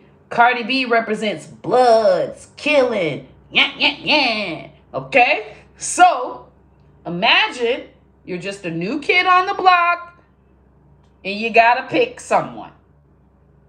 Who would you pick? A lot of kids are gonna pick Nicki Minaj, right? They're gonna pick more kids are gonna pick Nicki Minaj than Cardi B. It just is what it is. It's just like back when we were kids. You're gonna pick the Cowboys over anything. You're gonna pick Chicago Bulls. You're gonna pick the popular team, the one that's winning. Nicki Minaj is the popular team. Nicki Minaj is the team that's winning. The kids know this, okay? So with that, they were trying to win over kids with the whole payola and having all the views and getting all the awards. They were trying to win the kids, all right? Because this is competition. Who you going for? What it was? It or the other dude, okay? Street Fighter. At this point, we always have, as children, in every genre, who's the best and who you going for, and then it's people that you're gonna pick the best. When it's football, you're picking the Cowboys. When it's basketball, you're picking the Bulls. Well, it's the Lakers now. And it's not even the Cowboys anymore. It was New England. It just shows how old I am. But y'all know what I'm fucking talking about, okay? When I was younger, the Cowboys was always winning and the fucking Bulls was always winning. So if you went for them two teams, you were cool. When you wore those jerseys in school, you were cool. Okay? If you wore anybody else's jersey, oh, you wearing that team sucked. That team always fucking losing. Why you wearing that fucking team? All right? Are we on point here? That's the same thing that happens with Nicki Minaj and Cardi B. Okay? The young kids are like, what team are you going for? And Team Nicki is winning right now. Now, back in 2018, Cardi B was doing good. But now, it has shown with the payola, the kids know payola. The kids got to have their way of fighting. Okay? I'm in the cafeteria. I got on my fucking Nicki Minaj shirt. She's got on her Cardi B shirt. No, bitch, Nicki Minaj is better. Bitch, Cardi got a Grammy. Cardi never won. She was using payola. That's paid for. They pay for bots. They always paying for bots. Do you understand that this is what these kids are arguing about? At the cafeteria table? Understand that. Them labels need their ass whooped for that. Them labels need their fucking ass whooped for fucking that payola shit, okay? There was actually a study done. They found that the Drake and Nicki Minaj fan base almost 20% youth. Correct. Correct. Older artists reach youth because it's a thing. It's a thing. You gotta in every genre. You gotta have the best in hip hop, the best in basketball, football, the best clothes, the best shoes. You know that's the thing. You know that's always been the thing with kids. Who has the best? Okay, and in every fucking genre, there is a best and there's a not so best. And there's a second best where they are. Okay. So yeah, that is what's most important to know. Because I really am trying to delve into this Nicki Minaj, Cardi B feud type of thing. I need y'all to understand why it even happened, what's the concept of it, and not to get personal about it. Okay? This is like McDonald's and Burger King. All right? Really, it's Nicki Minaj's McDonald's, and they're like fucking not even Burger King. But we will say that because they're trying to make that narrative. They're trying to push that narrative that Nicki Minaj is the McDonald's and Cardi B is right there at the Burger King. But it's paid. Okay? And now that they've paid for it so much, they can't pay for it no more. Her budget has been cut. As you can see, you've seen the WAP video. This kind of this will help y'all understand when I started seeing the decline of the payola. Okay? And I also started seeing how the industry recognized the decline in the payola. Blueface. Blueface had Cardi B remix Cardiana, you know, the Tatiana, okay? Nicki Minaj did a thing and she put it on amp. What's that goddamn thing? I put something on there too. It's not amped. It's gonna kill me that I don't know this fucking app. It's an app that you can put your music on. It start with an A too, but it ain't amped. But you can put your music on there and you can get paid for your downloads. And she put all of her mixtapes on that app, which made me put one of my mixtape songs on that app.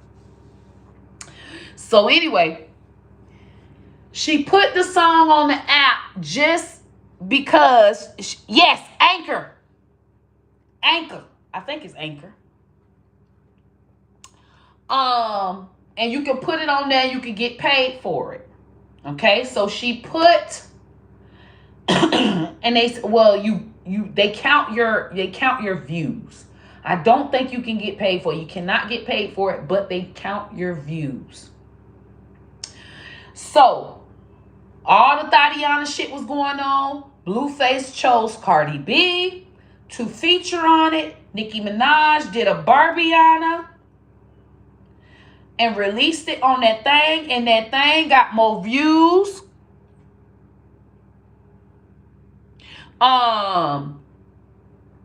It got I ain't gonna say more views. It got a plethora of views that was up to the same views as Blueface's remix. Okay? So Nicki Minaj did it. I told y'all, Nicki Minaj is a greaseball. She's a sleazeball. She likes to compete. She's from New York. You got to think of Nicki Minaj as one of those. I think of her as the Godfather. You know, she's got the cotton balls in her mouth. Yes, you think you can beat me at streams? I own the rap industry as a female. And if you think you can come in here and beat me, you are wrong. Smitty, kill him.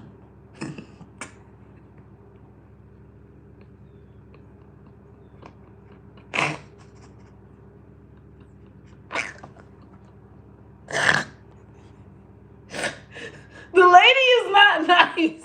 people. I don't know why people keep thinking this is a nice lady. She's not. She's a fucking Gambino. She's one of those Italians that has a fucking that's carrying a razor blade in their mouth, okay? She's from New York. Okay? So she's not gonna be friendly at all. She's not nice about her money. She's very, very confident. Okay? So her doing Barbiana was just to antagonize the labels as well as everyone and let them know, okay, bitch, I bet my make my shit trend. I bet my shit finna trend. I bet my barb's gonna do what it do. You know what I'm saying? Against this dumbass bitch, since y'all saying that this bitch is better than me. Okay? So with that, with her doing that, it just shows that she was building up her case of this is payola. Okay? These people is not better than me, and I will prove that. Okay? So when Cardi B went to doing those features, all right, she had Blueface, Lil Nas, City Girls, Maroon 5. They tried to erase Nicki Minaj Maroon 5 legacy. Because, you know, she did that song with Maroon 5 was real good. So they tried to do a song with Maroon 5 with Cardi B and make it seem like, you know, Cardi B it can do Maroon 5 and fuck Nicki, and Nicki washed up and it's all about Cardi B. Okay? This was their narrative. Now, you see all that went down. Then, what is happening now? What is the climate now? Blueface is not begging for a Nicki Minaj feature because he is no longer even an artist. He is now a abused boyfriend. I mean, we haven't heard any music from Blueface at all. I mean, at this point, it's all about Krishan and the missing tooth girl, and that is his legacy at this point. Okay? So we don't see a Blueface. Lil Nas. Lil Nas is begging for a Nicki Minaj feature. Why? Because he's seen that the Cardi B feature did not help his genuine fan base. Okay? It did not help his genuine pure sales. It helped a Payola views buzz. But where are the people? Right? City girls are begging for a Nicki Minaj feature. Why? The Cardi B feature did not give them genuine fans. Cardi B does not have a barbs.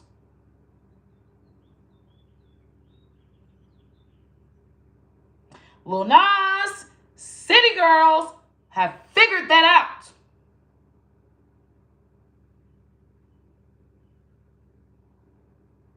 Cardi B is not going to give you longevity of fans that are always going to buy your music. Nicki Minaj brings that value to an artist.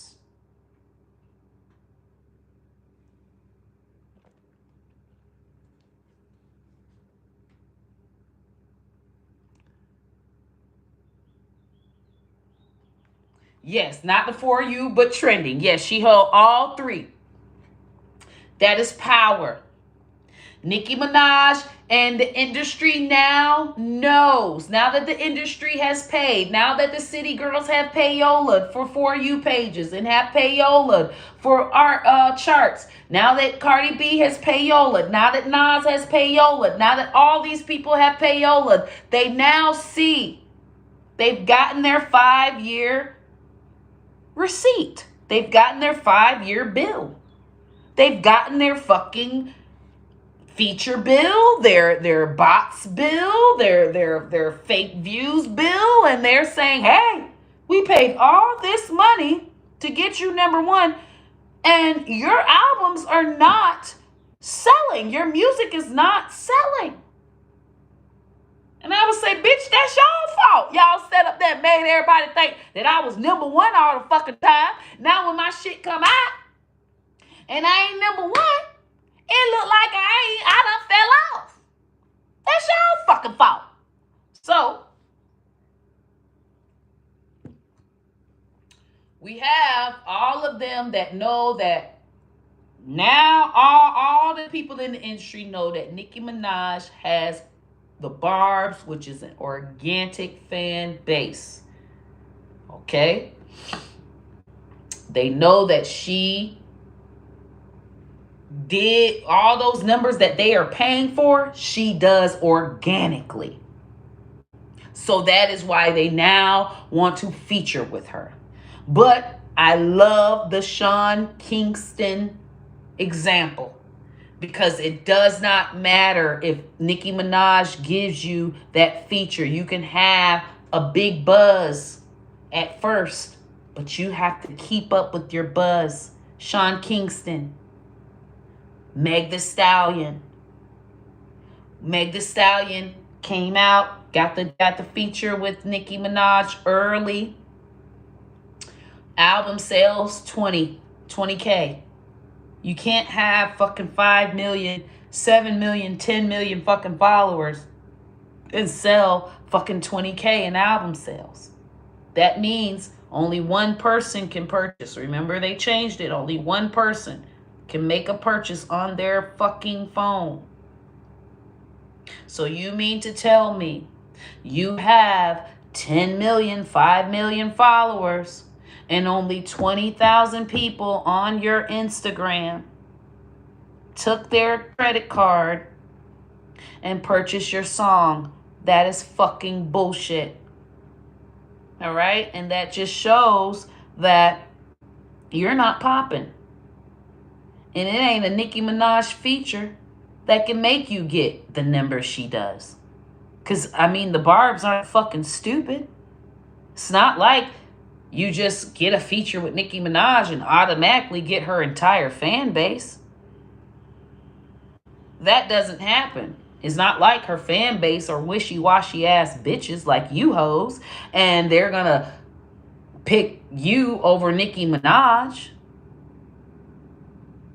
There's not a Barb that switched over to fucking Cardi B and just doesn't fucking like Nicki Minaj anymore. There's never been a Barb in history that has ever done that. A Barb is a fucking Barb. So, with that, we see that Nicki Minaj cannot just magically make anybody's career sell lots and lots of albums. Okay? Stop it.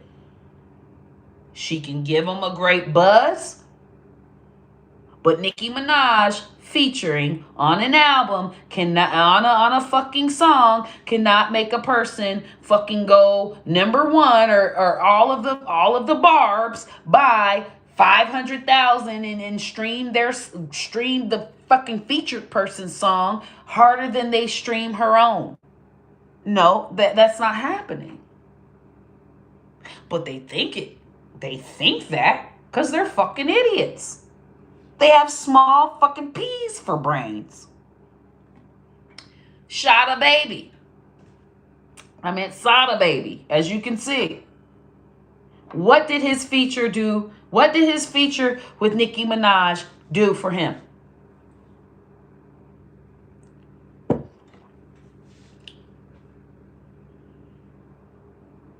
It's the fucking Barbs. The Barbs say who goes. And the Barbs is too many loyal Barbs that only fuck with Nicki. They're not streaming your shit like they stream Nicki's. You fucking idiots. And songs that Nicki has a featured person on, they even walk light on them motherfuckers. It better be a song only Nicki, on just solely fucking Nicki. And maybe, just maybe, it's gonna get number one if all these other people ain't using Payola.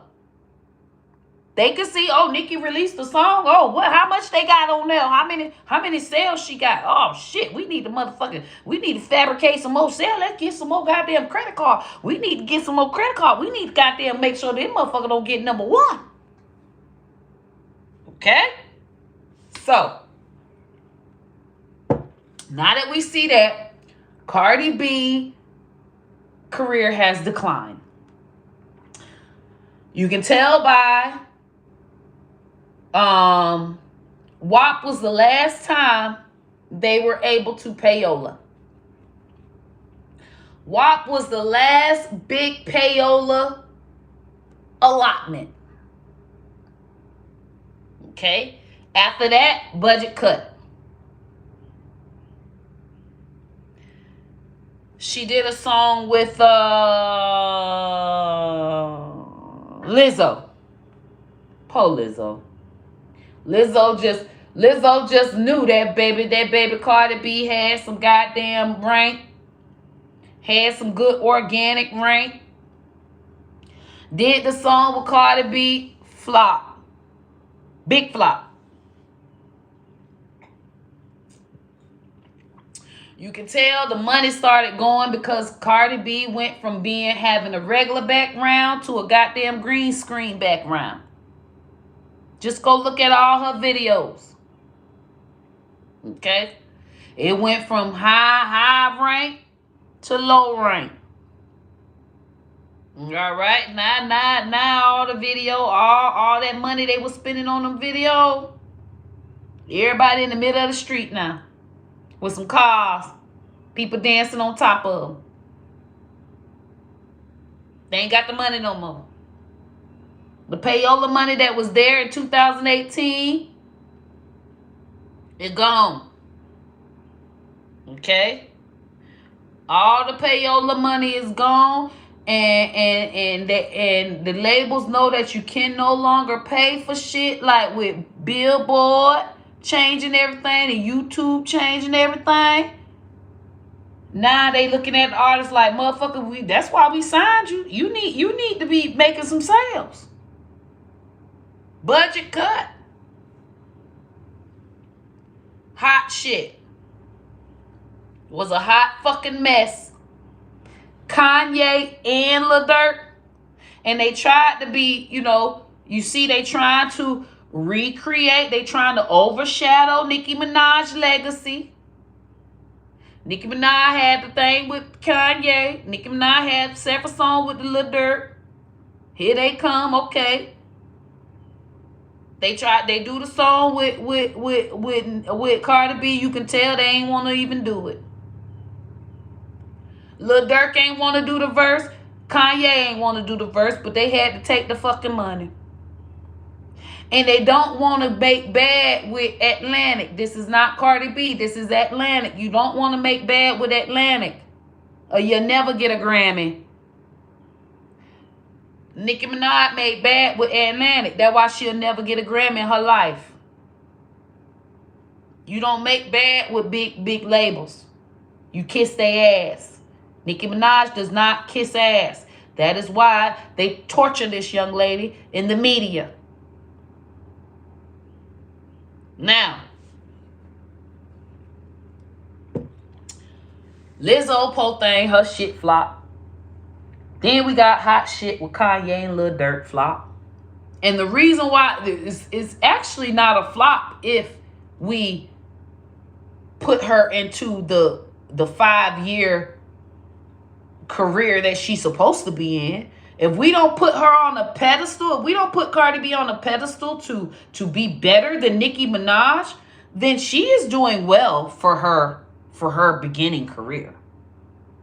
Hot Shit did not do bad. I mean, it made money. Okay, it charted somewhere. But because it's not number one, Cardi B fell off. It flopped.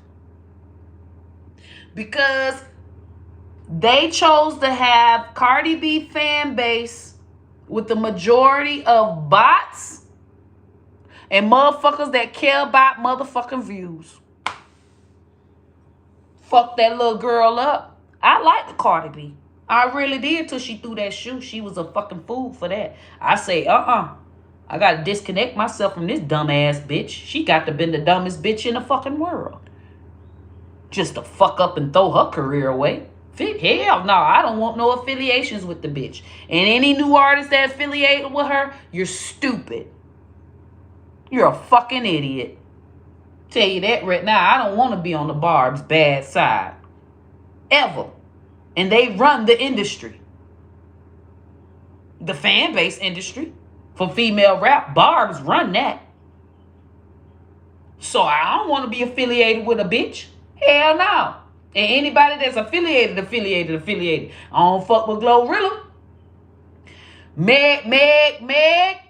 I don't fuck with Meg no more. Lizzo, I still fuck with Lizzo. Because what Lizzo did was Lizzo took a stand. When they had their release, when Lizzo and Cardi B did their release, Lizzo was right and said it right to Cardi B face, did a Nicki Minaj verse, and then she said, oop.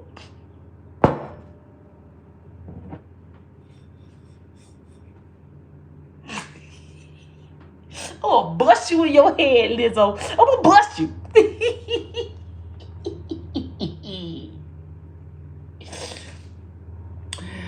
Lord, it was on the day of the release. They was both live. They had a live, an Instagram live, a YouTube live, and they was talking about the release of their song, and they was on there talking, and it seemed so fake. Lord Jesus, I love Lizzo, but I know they made you do it. I know Atlantic made you do it. I know you ain't want to do it because you team motherfucking Nicki to the heart. I know it, Lizzo. So she was on there and she had done said a little verse, because that's just what you do. If you a Nicki Minaj true fan, like, it just comes. It just certain stuff, you know what I'm saying? Like, I always, anytime I do something, I be like, did it on him.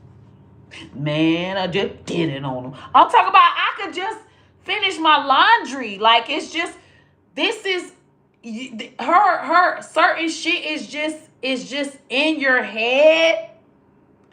And it gives you the confidence, when you doing it,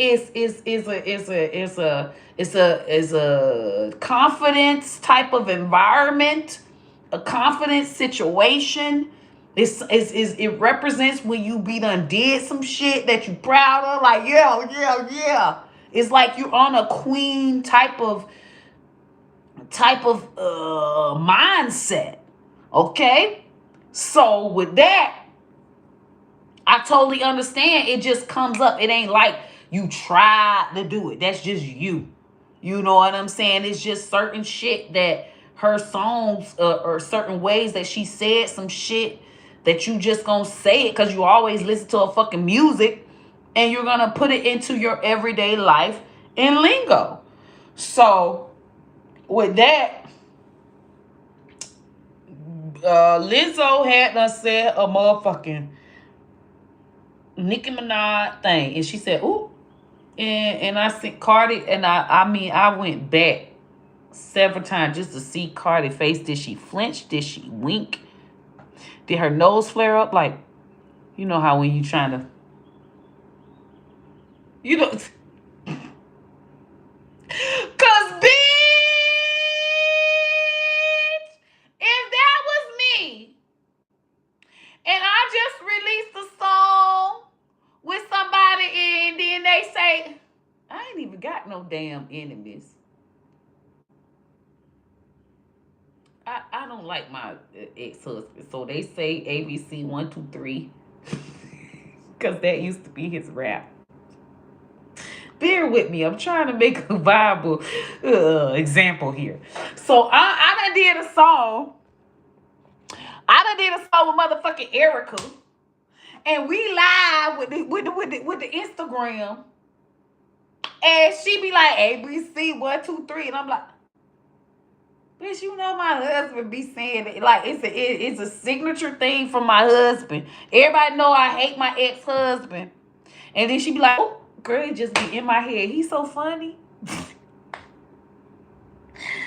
What am I to do? I don't even want to do the song no more. Take it off. Take it off. Take me off. Take me off the song. Take me off. But Cardi B handled it well. She did it, you know, it's not like she smiled or didn't smile. It was just like a, hopefully this moment will end and we think about something. We got to talk about something else. And Lizzo did so great with her energy and fast talking to where it wasn't even an issue anymore. And they just started talking about, you know, the actual song. But I knew as soon as I rushed to Twitter, because every Barb is going to dog her, because the Barbs dog Cardi B pretty bad on Twitter. That's where she gets her most slaughtering from. And of course they had it. Lizzo says this right in front of Cardi B face. So it's like her face and Lizzo saying Nicki Minaj's verse. It just comes up. It's just like, oh yeah, we finna get this shit done. She's a true Barb. Okay? So I don't have an issue with Lizzo. Lizzo doing that feature with Cardi B she had to. And so I really don't follow. Same thing with Ice Spice. I was thinking of orange hair. Ice Spice. Okay? Barbs don't fucking play, y'all, because I smoke a lot of reefers, and I forgot I even posted that. I wanted to erase it so bad, but I couldn't erase it because the Barbs had me. Y'all know that I done got reposted by Nicki Minaj. So now that I done got reposted by Nicki Minaj, Barb's is on my motherfucking trail as to whether I am a person they should follow, if it should be in the queendom, bitch. If I'm motherfucking team Cardi and just trying to sneak and act like I'm team Nicki Minaj. Oh yeah, I'm going through the ringer right now. Right now I'm going through at least a 2 week. They sifting through all my Facebook. They sifting through all my Twitter. Oh, it's a motherfucker right now researching my ass, bitch. If I said anything bad about motherfucking Nicki Minaj, you are not Nicki Minaj's favorite comedian. We have the evidence right here. On February 22nd of 2014, you said that Nicki Minaj ain't shit. And you think that this person is better than Nicki Minaj. And we have kicked you out the queendom. I'm clean. I know I'm clean. I'm clean. I'm clean. Okay. But with that, them Barbs do not fucking play. They giving me a fucking background check. So I went on. Yes, she posted me the ballerina thing. So what she posted me on that is like so many Barbs to follow me on Twitter.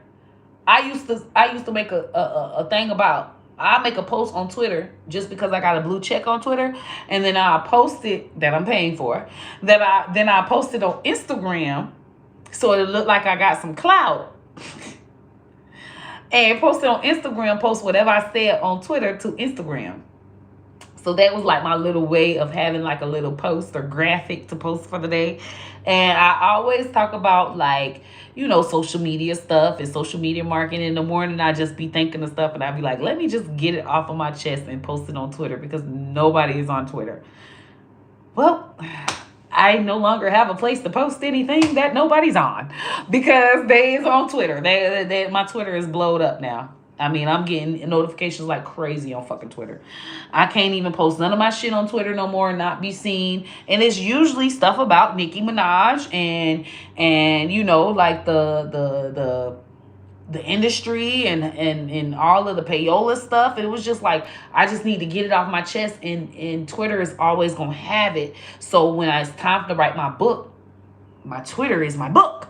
or is at least the topic so that I can, write about it. So Twitter has, since 2020, I have been putting stuff on Twitter as like my, when I get, because I figure by the time when I get like 50, I'll write a book or whatever. And, just all of the stuff that happened in my life and all of the social media stuff and blase squad. Okay. So I'm like, shit, I gotta have, that's why I love YouTube, because YouTube saves my shit and Twitter saves my shit. But I've been active on Facebook, Instagram, TikTok. So I've been active on the places that don't really save it, or if they do save it, it takes forever to fucking find it. But Twitter and YouTube is my best friend for my novel. So most of my novel stuff, the topics and stuff will be from my YouTube videos and my Twitters, because I'm gonna have a ghostwriter. And I'm going to have my ghostwriter go onto my Twitter and my YouTube, research all of that, and then we make the book together type of thing. Okay? I haven't found my perfect person yet. I said that God is going to, when God send me my co-author, I'll know. And that's when I'll do my book, because, I'm definitely not doing it myself. And I want someone to be able to get the credit. Because I just got a story, and I feel like whoever went to school, or I want it to be somebody that really ain't got no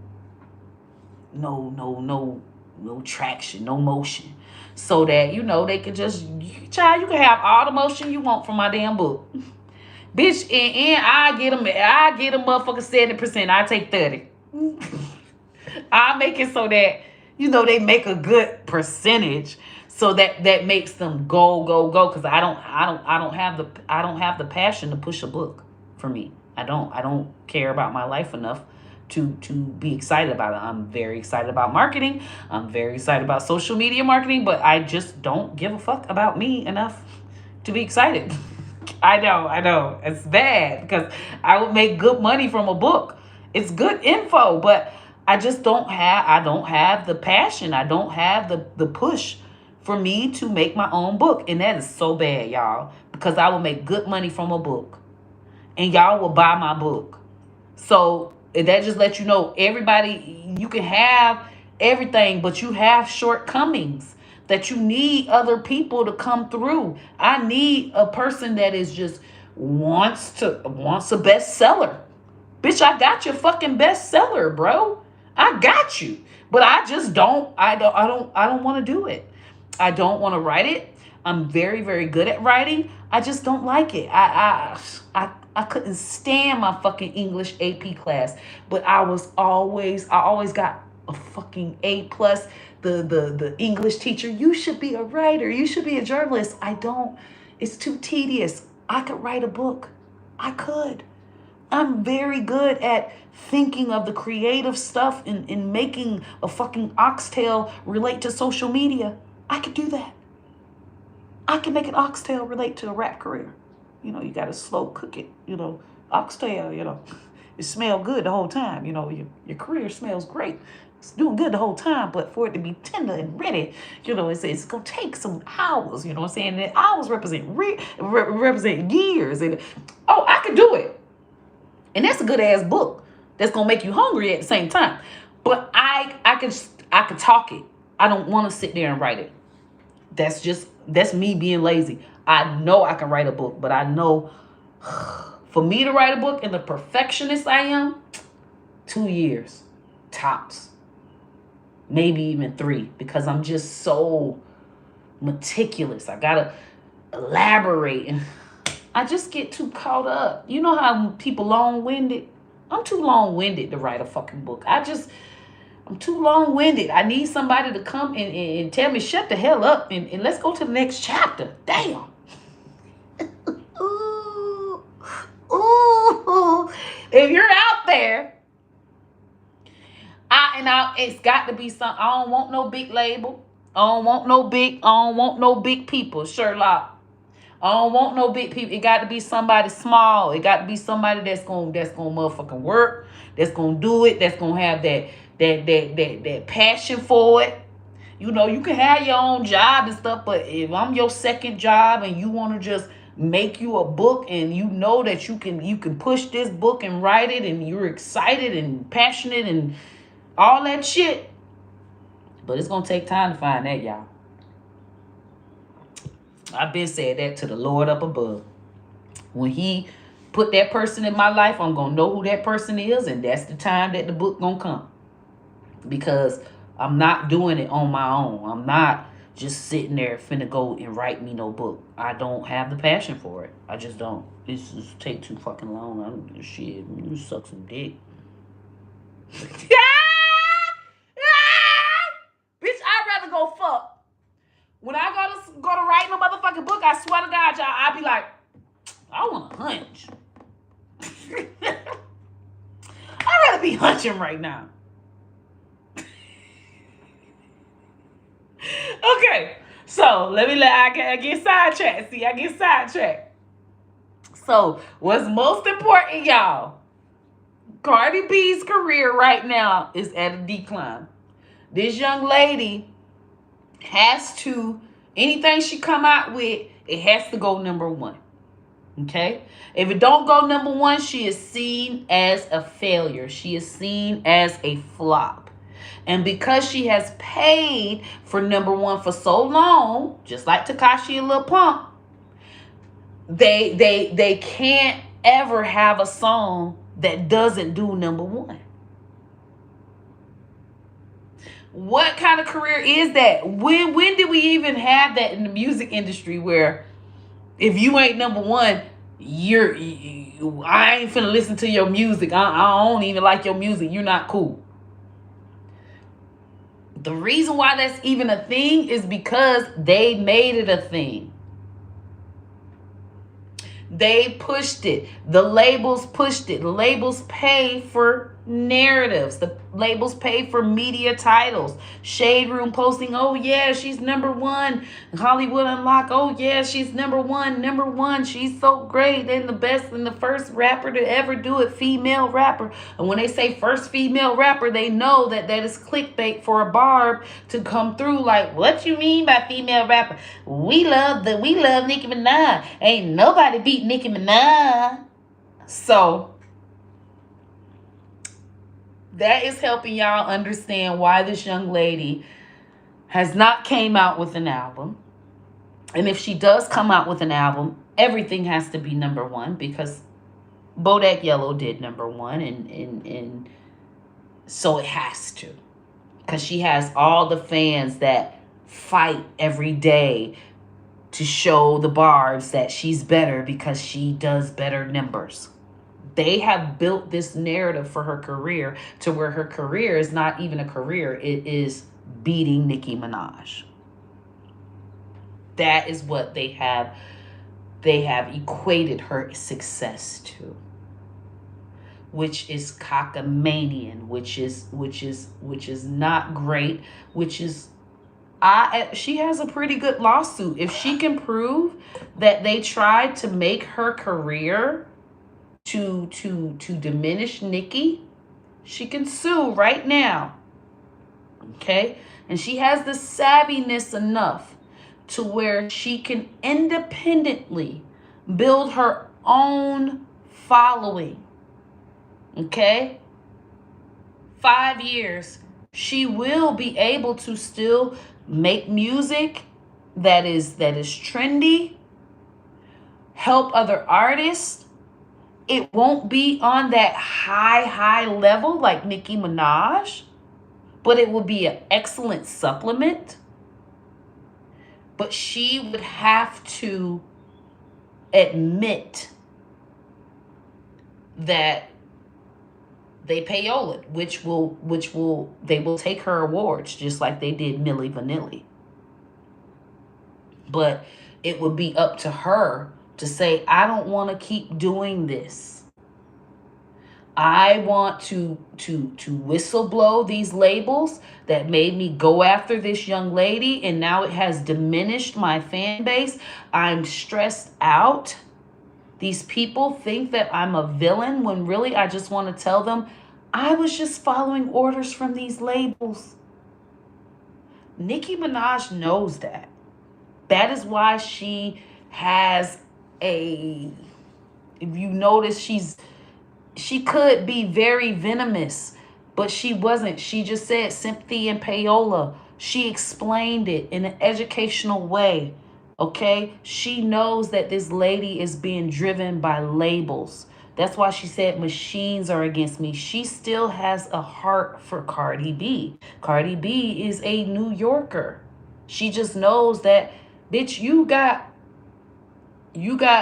under these labels, and I'm not no pussy ass hoe. I'm not finna bow down to you, hoe. I'm going to antagonize your bitch ass on GNM, but I do understand that this is not you. This is you trying to follow some dumbass labels that's steering you in the wrong fucking way. And this is the reason why I never signed to these fucking labels in the first place. And this is why these labels fucking hate me, because they would have had me looking like a fucking clown as a female artist, and you would have never been able to see a female artist 20 years thriving actively.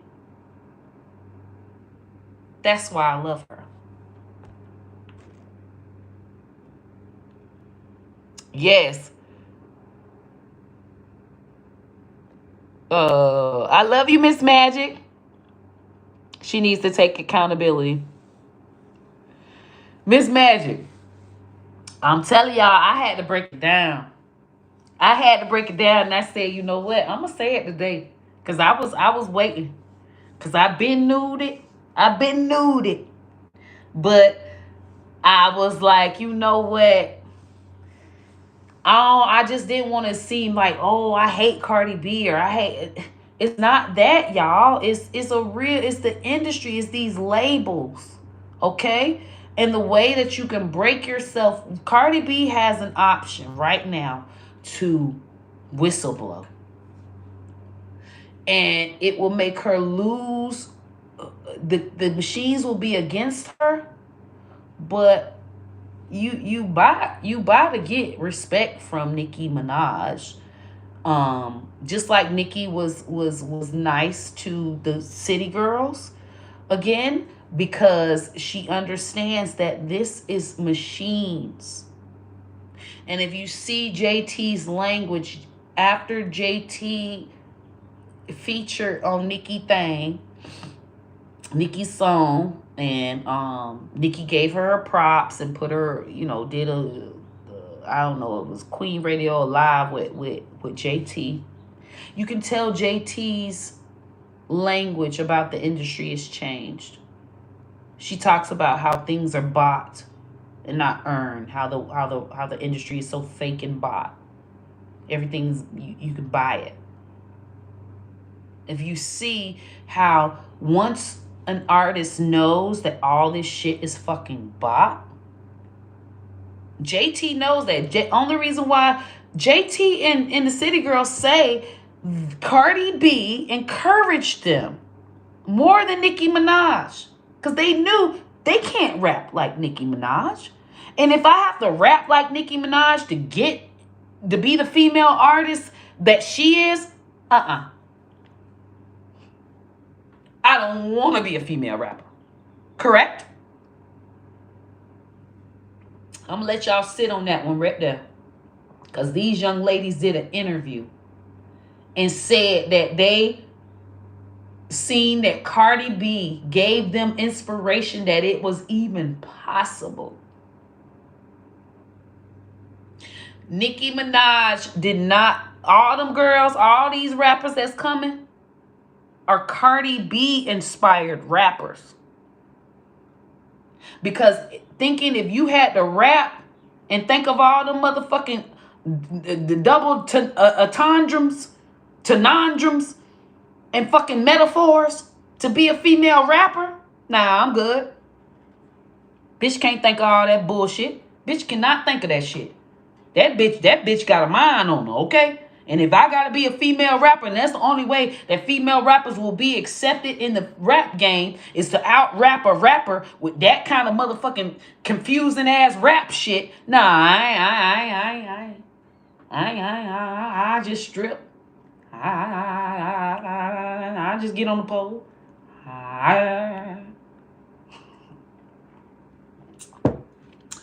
But Cardi B came through with her payola ass, fake ass shit and got everybody thinking you can just rhyme.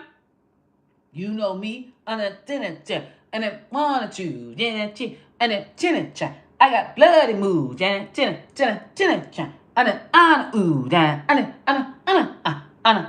ooh, ooh,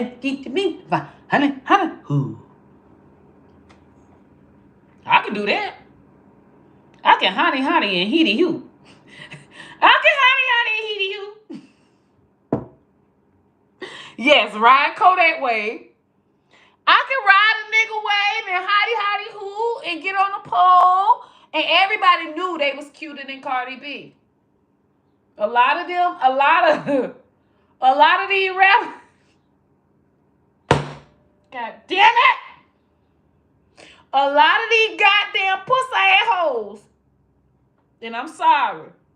I'm sorry to call y'all out y'all name, but y'all some pussy ass hoes for that. JT, Carisha, Bia, Coyle Ray, Lotto. All y'all hoes knew y'all looked better than motherfucking Cardi B crooked teeth ass.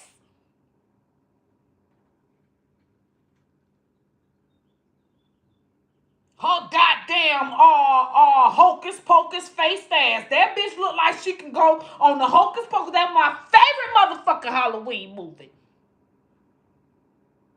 She had that hocus pocus witch nose.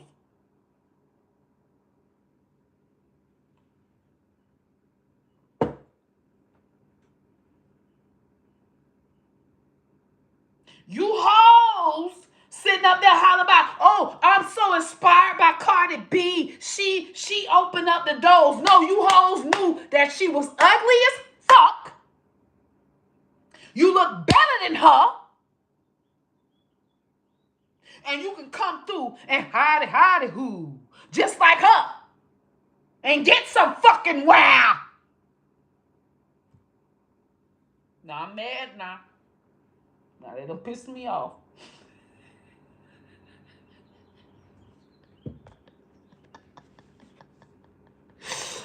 They knew she couldn't rap. Young Miami said, shit me. Young Miami.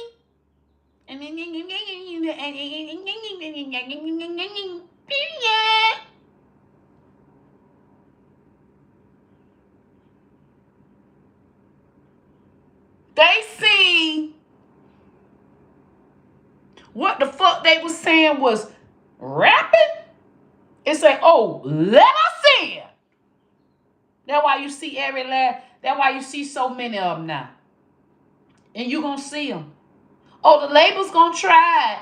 But in 5 years, they gonna see. Just like with Cardi B. All that money you spent, you ain't getting back. You ain't getting that money back. You ain't getting that money back.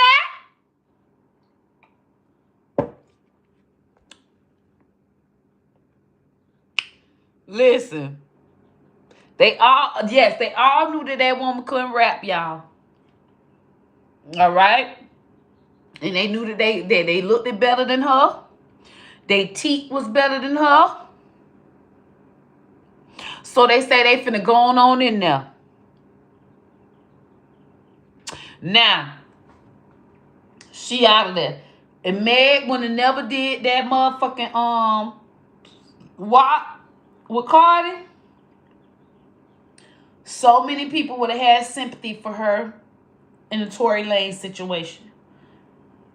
If Nicki Minaj had sympathy for Meg Thee Stallion on the Tory Lanez situation, so many male rappers would have supported Meg. She would have got all the Drakes, all the 50 Cents, all of them. They would have supported Meg and said that Tory was dead ass wrong. Because Meg did the WAP with with Cardi, but that's not all she did. Because Nicki Minaj made it very clear that she is not the type that's, oh, I don't like you just because you did a song with a bitch. She keeps mentioning that these hoes is in chats. We all know that group chats is the new gossip thing. The new talk behind your back. You know when you call somebody, or you remember it used to be on the porch. I ain't the one to gossip. Y'all remember, I ain't the one to gossip. Live in color. You used to sit on the porch and talk about people that's riding by. I ain't the one to gossip, but you know that car ain't in his name. It's in his mama name. Okay. So now we went from the porch to the motherfucking telephone to the goddamn group chat. All right? I don't know who in the group chat screenshotted Meg Thee Stallion saying sideways shit about Nicki Minaj. I don't know who screenshotted it in the group chat.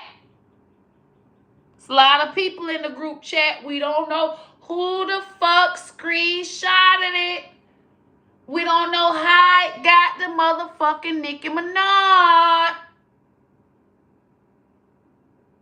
But Meg bitch ass said the wrong shit in the motherfucking group chat about Nicki Minaj.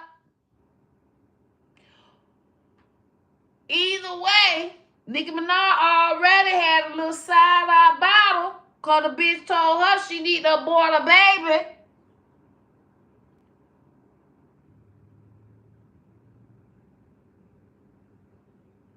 But something happened in the motherfucking group chat. All you got to do is listen to what the woman motherfucker say. If you listen to the woman, what the woman say in a marketing, informative, detective way, and not in a, oh, I'm a Bob and fuck Cardi B and fuck that bitch. In that way, you can hear. In so many words, the woman said that these motherfuckers is in a group chat. Jason Lee even admitted that he connects artists within a group chat. Jason Lee admitted that he don't fuck with Nicki Minaj and he got issue. Okay? Now that we know the evidence, somebody was in the motherfucking group chat. Somebody screenshotted what the fuck Meg said, and Meg ass got cut off. But Meg seems just my opinion, Meg seems as a person that will, if you cool with this person, and that person bashing the person you around, you'll just laugh it out. Girl, you can't. Don't say that, girl. Don't say that. Now she be rolling on the ground. And she can't swerve. Oh, why you saying that? You wrong for that. She didn't say. Did she agree? All she did was laugh. She didn't defend. Okay? So maybe she didn't defend Nicki Minaj when the bitch was talking shit. We don't know. But I'm just saying, with Meg, I just feel like she either did not defend the situation. The bitch was laughing right around him. Somehow. Okay? Miss Magic. I'm breaking that shit down today, ain't I? Okay. So whatever happened made them fall out. Meg Thee Stallion showed no loyalty, no nothing. And then Nicki Minaj giving her olive branch is like, okay, bitch, And then Meg, the whole thing is, this is why I think Nicki Minaj don't fuck with Meg Thee Stallion. Okay? Because I love that Meg Thee Stallion. I was like, no, I want to like Meg. Why we don't like Meg no more? I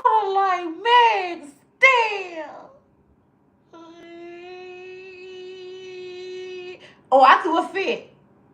But I had to research what the fuck is going on here. What could she have done so bad? Pins. Ian Pins. Kendall Petty. Baby, what did she do so bad? Now y'all feeling me, Tandra? Then we like, what she did?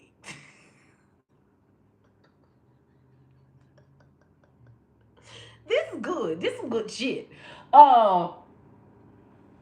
So I researched it and I heard her saying, okay, the chats. And then when I seen her Meg did the Cardi B thing with the walk, it's the fact that I believe Meg was bashing and kind of bad talk Cardi B a little bit with Nicki Minaj. And then she goes and does a song with Cardi B. If you, I don't even fuck with that as from the South. But New Yorkers, y'all gotta understand, New York people, they're harsh. They like the heart out of all the states. New York has the harshest people in the United States. I don't know why. Y'all know the southern hospitality, and we got it up in North Dakota. Those people are just nice because they just happy that you even made it and your insulin survived and you didn't die of fucking freezing to death. Okay, we got Californians. They're the cute people. You know, if you're cute, you blend in. Every fucking state has their niche and how they are with people. New York is like, fucking don't go there. If you are sensitive, you're going to get your feelings hurt in New York. As soon as you make a wrong turn, you stupid motherfucker, learn how to fucking drive.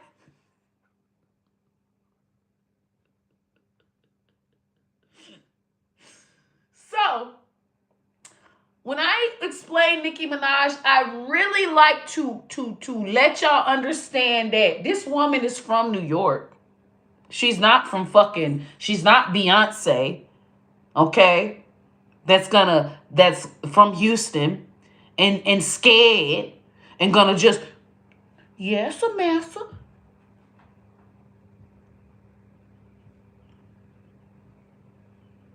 Who was doing this at the goddamn basketball court?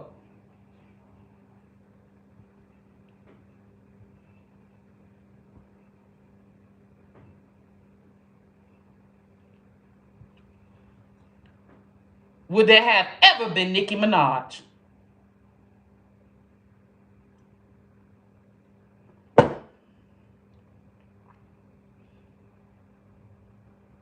I mean, I rest my case.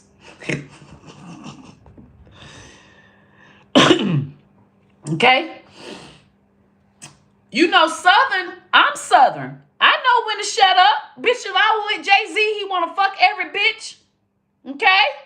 I'm going to take my motherfucking Valium.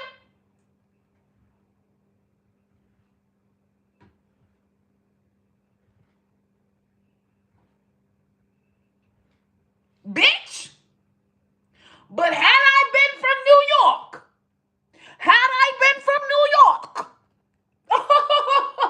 bitch, I'm finna razor cut his ass in the back of his motherfucking neck. Bitch, I'm finna cut that big ass lip, bitch. Bitch, you ain't even gonna have that big ass lip left, bitch, because you was eating pussy with that lip, wasn't you?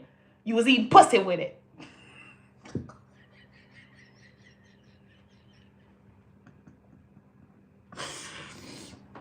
I really want y'all to understand who Nicki Minaj is. Okay? This woman is from New York. This woman has razor blades under her tongue. All right? I hate that, you know, a lot of the narratives that's built about Nicki Minaj is based on her being this southern scary ass fucking yes a massa ass woman, And she's never been that.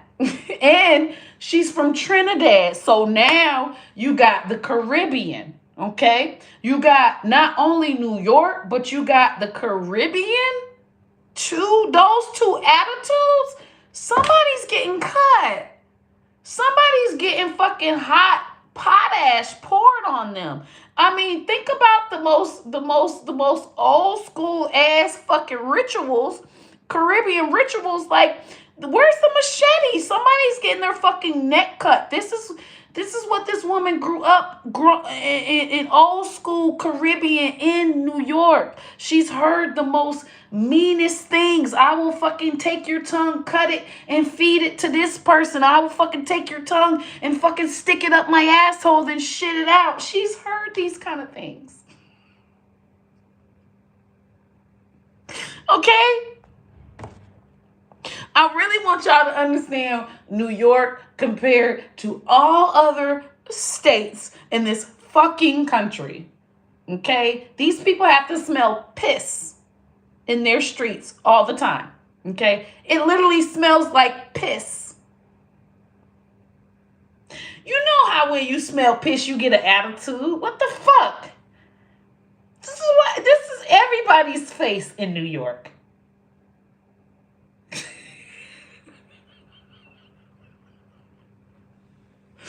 I always do this when I try to help people understand Nicki Minaj.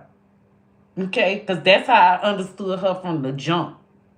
Okay? I gave her this fucking razor blade ass, Teflon ass armor from the start. And nobody gives her this. They make it seem like she just this delicate ass person. This bitch, bro, like, on G-Nim, this shit is gully. Okay, she's not stupid enough to admit shit like Cardi B, dumbass. But I'm sure she's probably done some slipping of Mickeys and niggas' drinks and shit.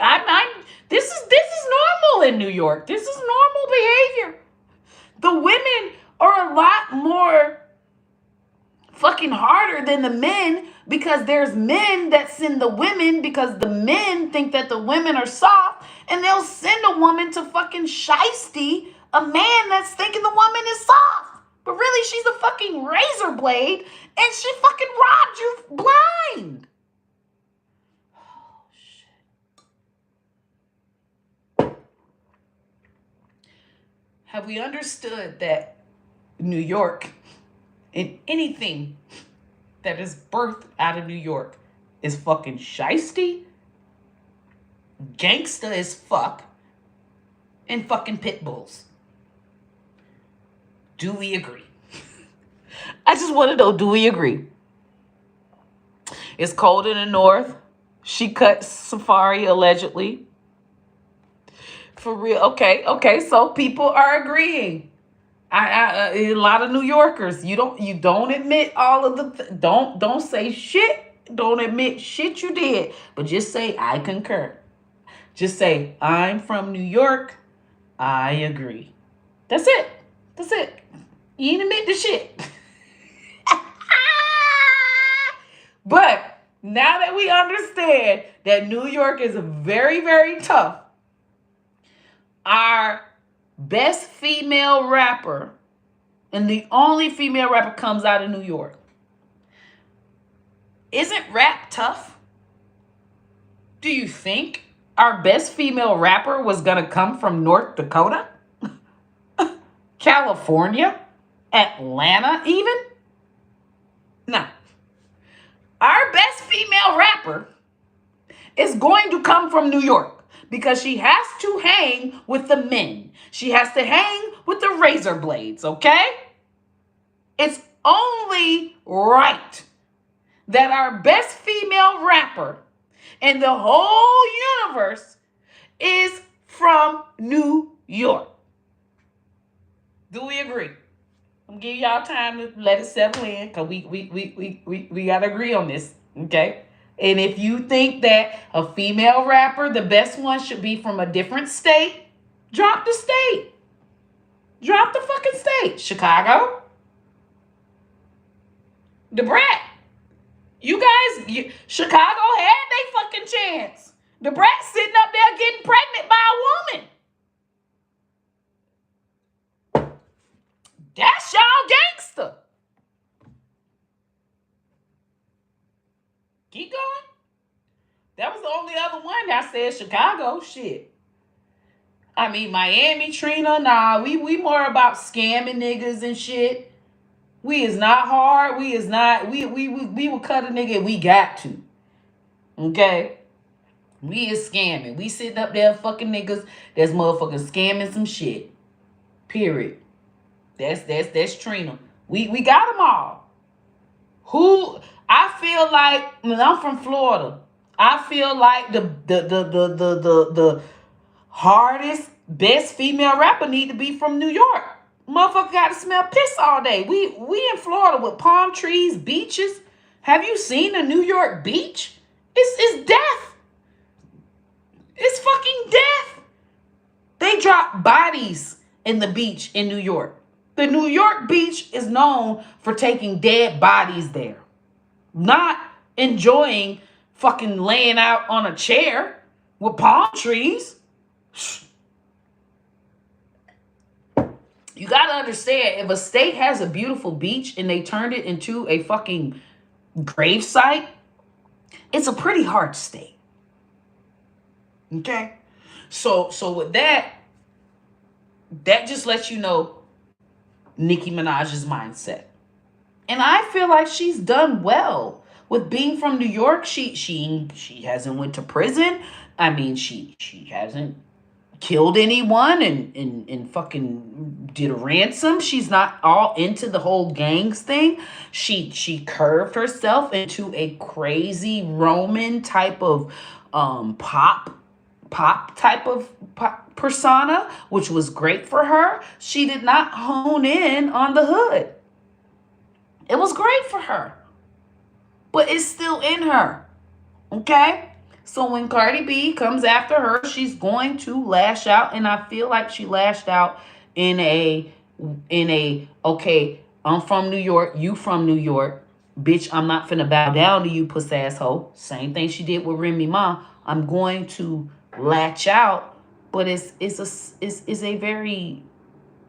not like, oh bitch, I take you and I cut you in your neck.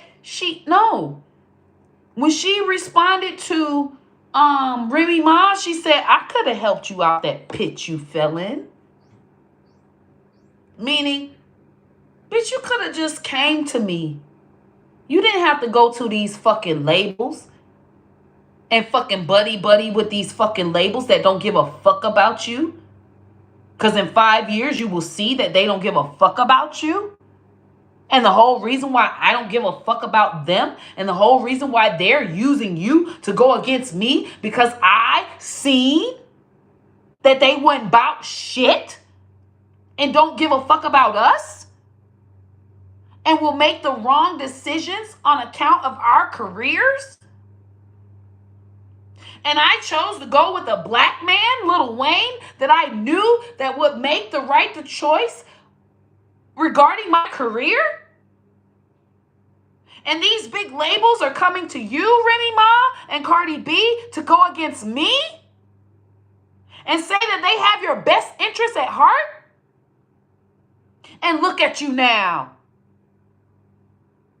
No frauds. I respect this young lady for no frauds. She didn't, and everybody was like, oh yeah, that was weak. That was lame. She was supposed to go in. She did not do any of that. I could have helped you out that pit you fell in. I'm the degenerate queen. Ask Miss Ellen. I'm on the Ellen show, bitch. I could have helped you out that picture. You coming out, bitch, we could have did a motherfucking song together, ho. We could have did a motherfucking tour together, bitch. But you chose to go. Okay.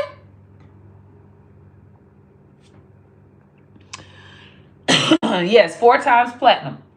Nicki got paid for no frauds. Remy Ma did not get paid for ether. Sheether. She didn't get paid not one bit for Sheether. She did a couple of interviews, and all her interviews is all about Nicki Minaj. To this day, she can't get an interview booked unless she's talking about Nicki Minaj. Bad, in a bad way. And when she get the interviews now, she trying to lighten it up. One of her interviews said that she wished that she would have never did Sheether and just collabed with Nicki Minaj. I'm gonna find it. It was posted by a Barb.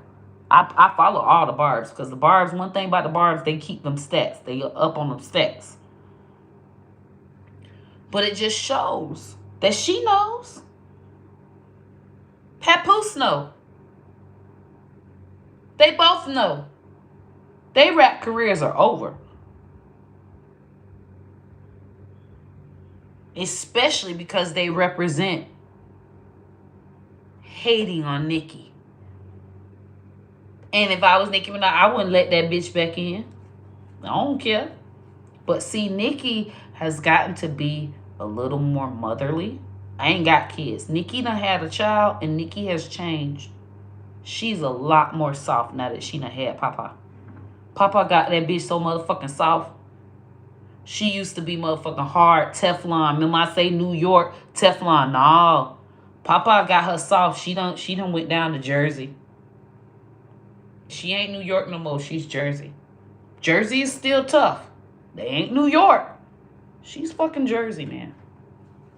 Nah, I mean, I love that she had the baby and everything, but that baby, Papa got her soft as fuck. Papa Bear, soft as fuck.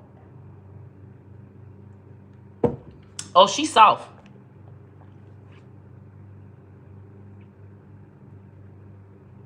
Yes, the way Remy went out, sad. Seen it. It was recent. Remy is big dummy. Yep. She's retracting now. She wished she would never did Sheether, and she just would have collabed with Nicki Minaj. Amen. Amen, amen, amen. They see what the white man did. White man still Jim Crowing us. On them labels, they Jim Crowed Remy Ma bitch ass. And her ass is weighing it. She's weighing it. And Cardi B can't help nobody. They keep on saying Cardi B. Cardi B got Remy Ma as her profile picture. Just put Remy Ma in some bullshit. Saying that she changed Remy Ma to because Nicki Minaj said write a rap. To this day, Cardi B has Remy Ma as her Twitter profile picture.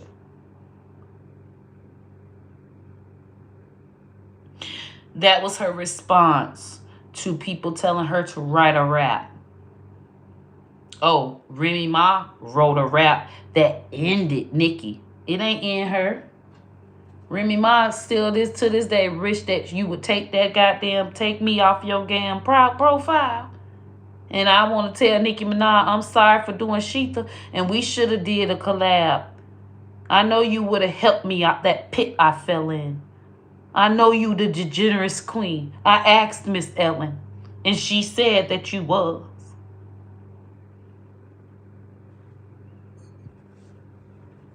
Because she has organic. She's the only black woman that has organic reach. Every label has paid reach. It ain't a label. Tell me what the owner of the label. The owner of the label, Atlantic, Epic, every big label. What the fuck is the owners following? Does the owner of motherfucking Epic Records have 10 million followers on Instagram?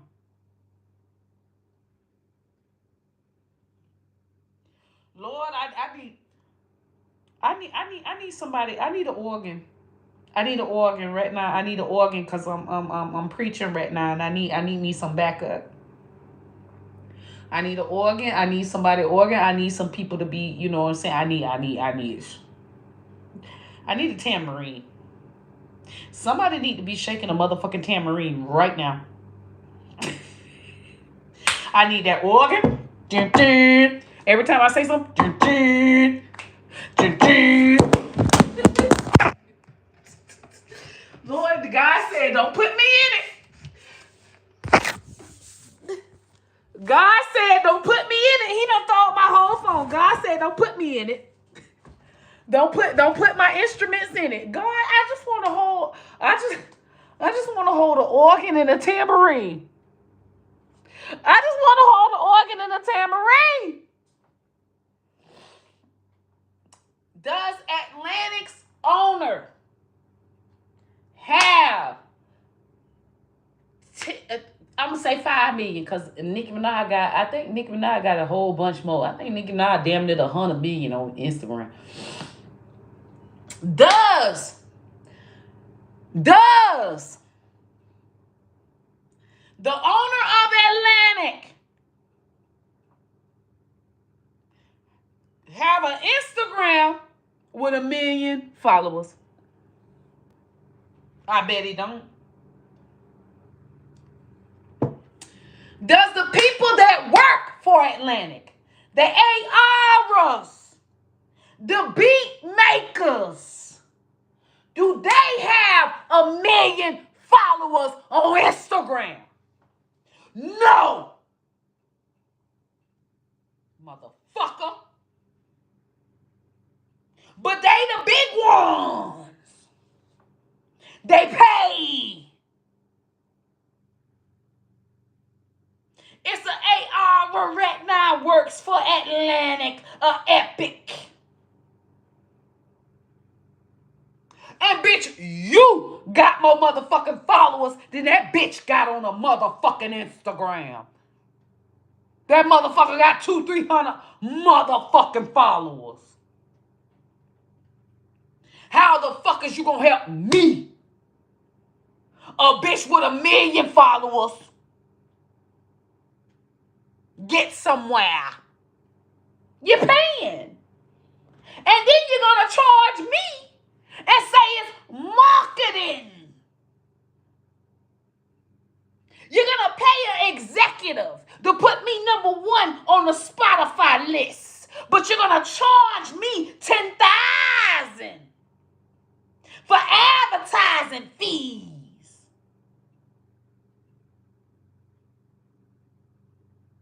Fuck you. This is why I didn't sign to them old ass crackers. I'll fuck an old ass cracker, have that nigga eat my ass before I sign to him.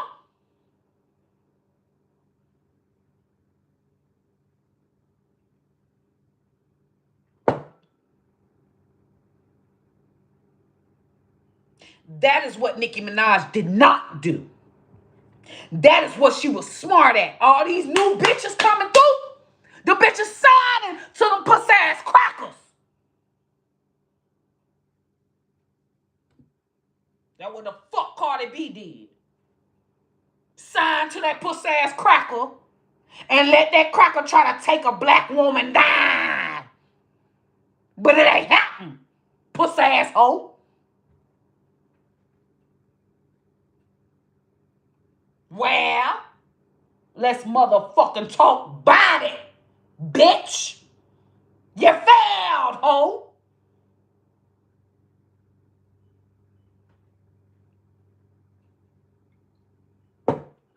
Well, this is why they hate this woman. And any of you black women that add to hating a black woman, Nicki Minaj, you should never get a raise on your corporate job with them crackers. Because Nicki Minaj said, fuck y'all raise, fuck y'all label, fuck all y'all shit. I'm signing to Lil Wayne, a motherfucker that's prone to go to jail every other motherfucking day. She signed to that nigga when he was not in the climate of his greatness. All the labels was paying to down him. He was trying to bring up his own motherfucking label.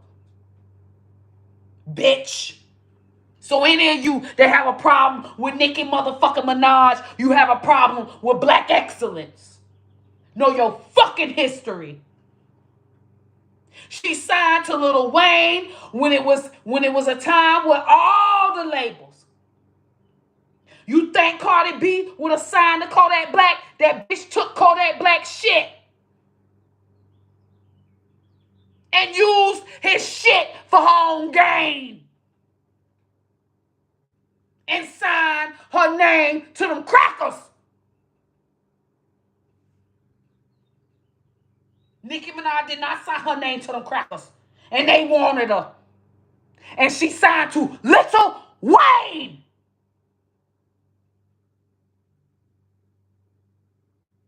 A convict out of New Orleans. Ain't shit. He was looked at ain't shit. Every label looked at Lil Wayne like he wasn't shit. She signed her whole career to him. Cardi B would never.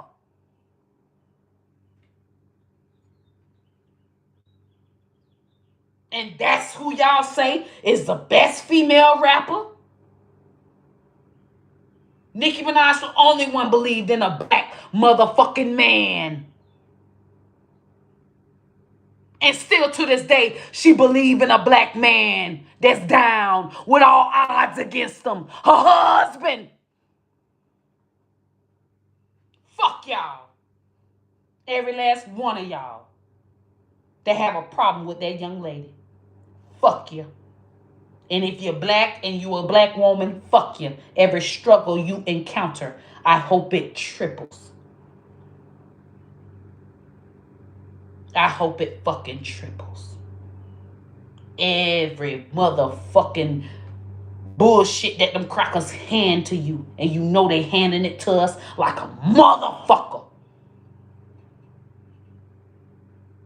And you can't see what the fuck this woman chose and still elevated and still is elevating, and new bitches is coming and choosing these crackers, and y'all want to give these hoes the honor and the praise? Fuck you, hoe. Stay on them jobs and never get no raise, hoe. Stay on them jobs and never get no fucking raise. Because you represent them crackers. You don't represent a black man against all odds, starting his own company in the environment of all these blood-sucking crackers with all the money. They put him in jail.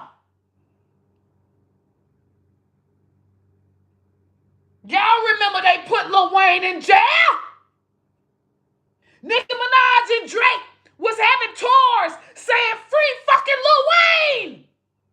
Fuck y'all. You don't give a fuck about your black motherfucking community, bitch.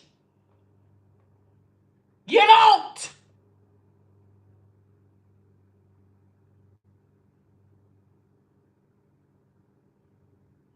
So any black excellence that you haven't achieved, and bitch, you ain't motherfucking acknowledged that, you deserve it.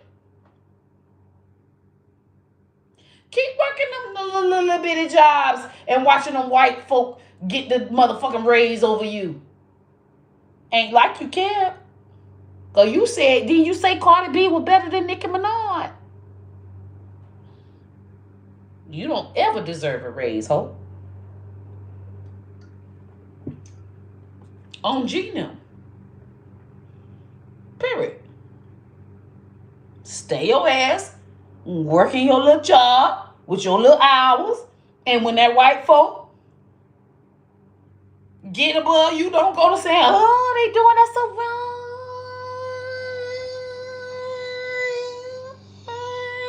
wrong. Nah, bitch. You do your own kind wrong. You can't even acknowledge when your own kind is trying to lift us up. Till to this day, yes, they come out and they want the Lil Wayne collaboration. Still to this day, Lil Wayne showed the gutter, not kiss ass way. Jay-Z showed us the black, but the way to finesse them crackers, which I love. Okay? I definitely learned from Jay-Z. All right? How to finesse it. If they don't like hood shit, don't put hood shit around.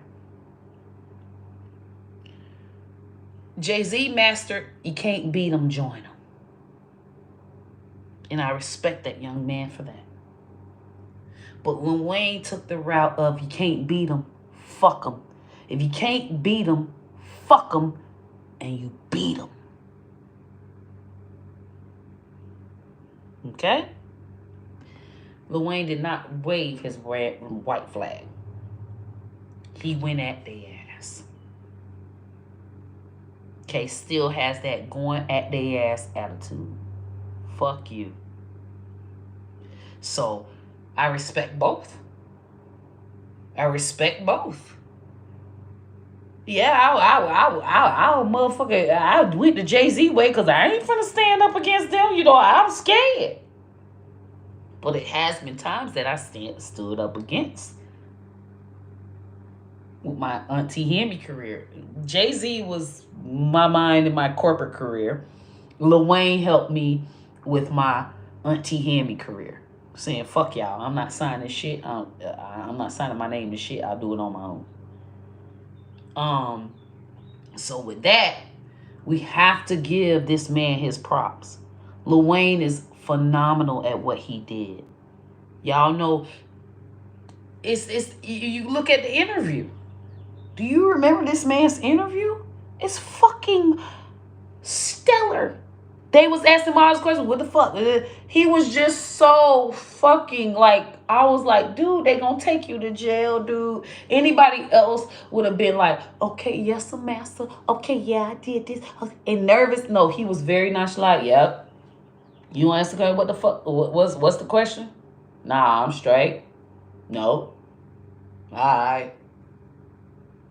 Would you have done that?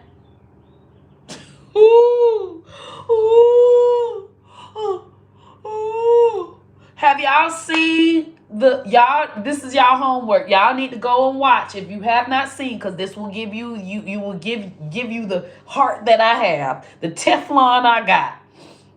You have to go and see Lil Wayne's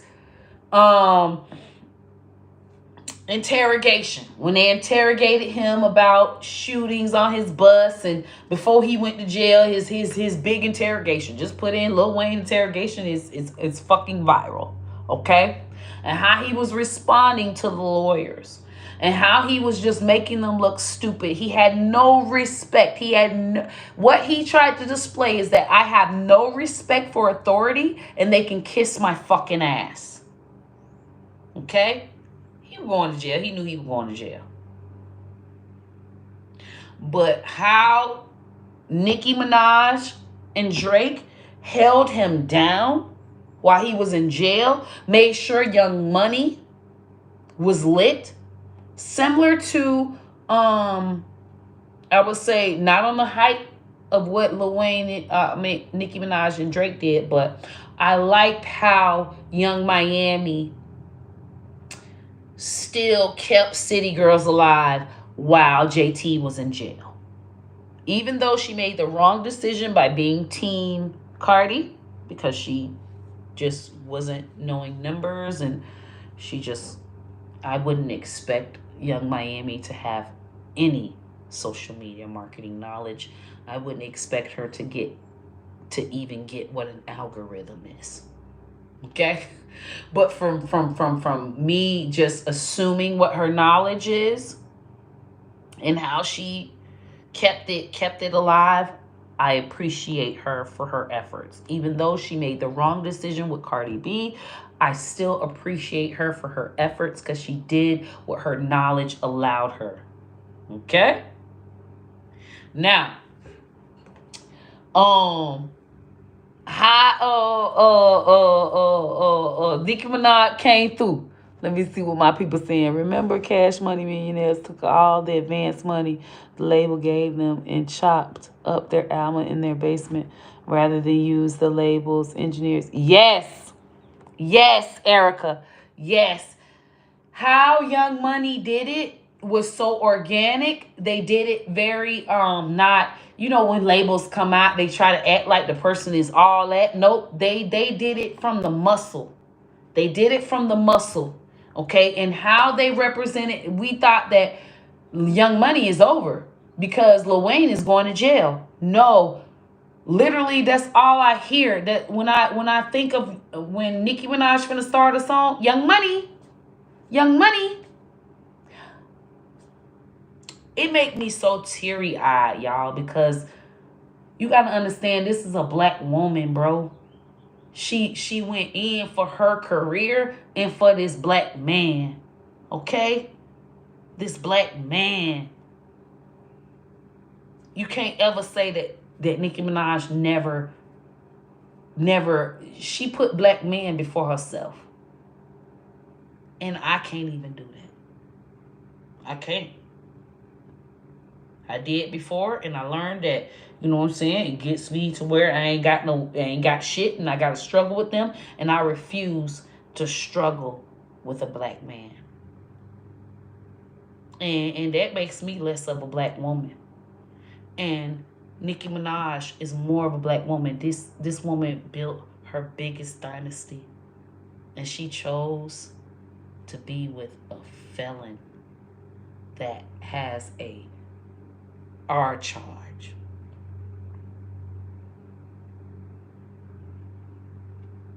No, because I be thinking, like, if I got a nigga with some real good ass dick and he was dicking me down, I probably would have been like, I don't even give a fuck. Like, whatever you went through, that was your fucking past. Fuck that shit. Like, we is together. I love you. And I know. Kenny got some good ass dick. I'm sorry. And I know he do because it's always the ones that the police try to put in prison. This goes all the way back to the fucking slavery days. The slave owner would see how big the dude's dick was, and they would give them a hard time based on how big they dick was, because they knew that, bitch, that's what the woman desires. And don't let one of their wives sneak and fuck one of the big dick ass slaves. He's fucking hung, bro. On G them, that shit was real, bro. That's some real ass shit. Like, a lot of us don't like to talk about this, but this is real. Like, bro, like, seriously, Kenny's packing. And he dicking her ass down, and he like, you know how them prisoners is. I always say, I'ma just get me a prisoner and just make him what I need him to be, because they have the best sex and the strongest dicks, and they just strong. Like, they're killers, they're murderers. They can murder people, meaning they can murder you and then lift the body and bury it. Okay, so you got to understand that they can just lift you. They can just lift you and bury you in dick. Just bury me in dick. Just put it on me. All of it. Just inside of me, on me, slap me. I'm happy. I'm sorry. Let me. Okay? All right? Let me. All right? Because I cannot handle big dicks. I get too crazy. I get very jealous. I think every bitch wants him. Okay? And I think when he's not away from me, bitches is hopping on his dick. I could just imagine right now, my ex, I love him, but it's a bitch hopped on his dick. If not right now, it was like earlier this morning or last night. His bitch is all on him.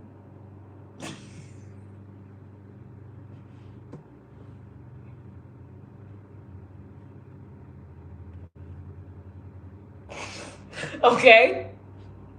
Now y'all get it. It's a difference between a black dick and a white dick, period. Point blank, period. And it's a difference between a black felon dick and a black dick. You got black felon dick, then you got black dick. Black felon dick, I don't know if it's like robotism. You know what I'm saying? You if you drink his sperm, you're out of there. It's like you are now like anything you say, hey, he can say fuck you, bitch.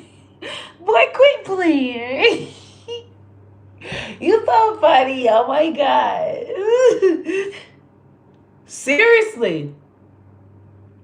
I can feel it. I can feel how I was about a nigga dick, bro. Black dick is serious, y'all. And I'm not finna sit up here and act like it's not. But black felony dick that done got some charges, especially some charges you have to be like, you know, you strangled your last girlfriend almost to death. Damn. But the dick's so good. Damn. Is you gonna strangle me? And you asked him that. He'd be like, nah, I ain't gonna strangle you, girl. And then you do some dumb ass shit and you being strangled. It's like you said you wasn't gonna do this. Okay. Because we gotta stay right here so that we can understand this young woman's thought process. Okay. Because a lot of us is like, oh, it is thought process. You know, we are thoughts. Thought process. We get a little thotty. Okay, so we gotta understand Nicki Minaj's thought process and just look at Kenny. Okay, he dicking her the fuck down. Fuck that. She getting dick down. This nigga, and then she little and he's tall. This nigga picking her up. He's got ego. And she's Nicki Minaj. So he got an extra ego where he's picking her up, fucking, and then throwing her down. Oh my God. Oh my God. So, is y'all getting where I'm going here? Is you picking up what I'm putting down? So y'all can understand why she chose this man. And she didn't give a fuck. She's from New York. It's like, the Godfather. Yeah, my wife. She killed a few people. She's accused of a few things. But I love my wife. And she treats me right. So I'm going to stay with my wife. That's how I feel about Nicki Minaj. No lie.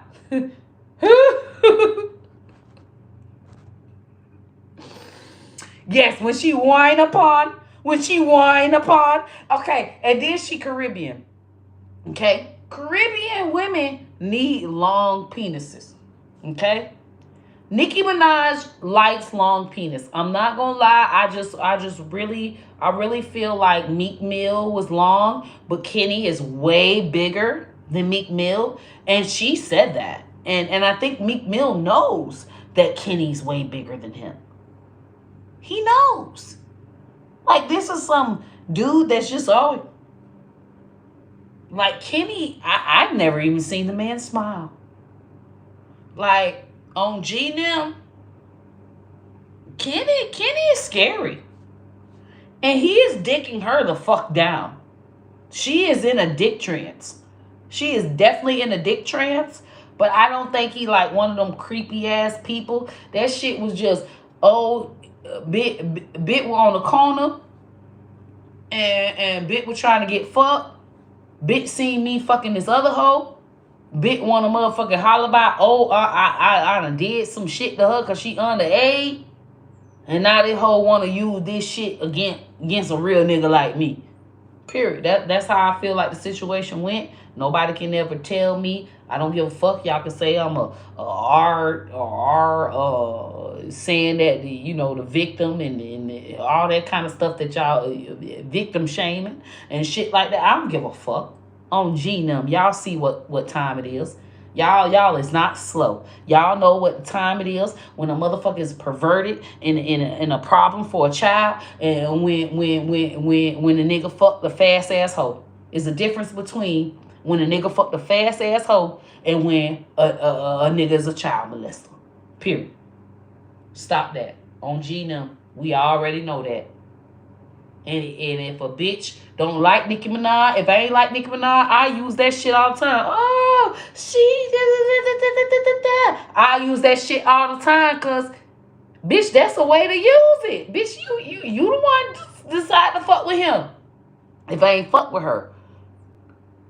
But I say it, but in my mind, I already know bitch ain't really on no shit where she fucking with, you know what I'm saying, a P-file and shit like that.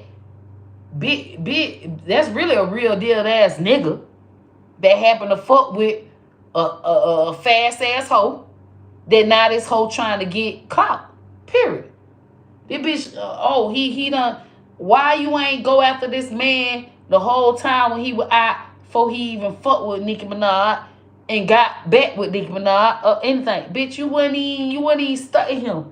Until this motherfucker took a picture with Nicki Minaj. Now, I'm a victim. He hurt me.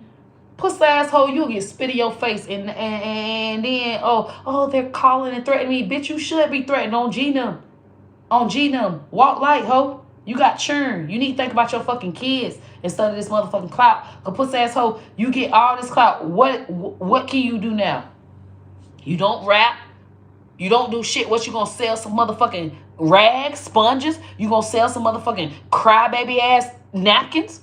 Oh, if you ever cry because a man ever took advantage of you, buy my motherfucking napkins. Bitch, how the fuck are you going to promote this clout? Because you can get 5 million motherfucking people all day following you. How are you gonna make the money? You on Instagram, you go live, 50,000 people watching you. You don't make money at all. At all. Bitch, you have to have something that you motherfucking telling these 50,000 people to buy. Bitch. So how you going to make the money? Soft ass hoe. You stupid. And you don't know how to make the money. You got all these motherfucking followers now. Dumb ass hoe. And you don't even know what the fuck to do with it. A bitch come to you, how much you gonna charge me to post my video on your page? I'll charge you $100. This bitch got 5 million views, bitch. This shit cost $10,000 a post. Jada Waiter charging $10,000 a post. Alright, here go your $100. Dumbass hoe. You don't even know how to motherfucking charge for your platform that you even fucking got, dumb bitch. It make me mad, y'all. It make me mad, but I'm educating y'all. So me venting this is also educating y'all.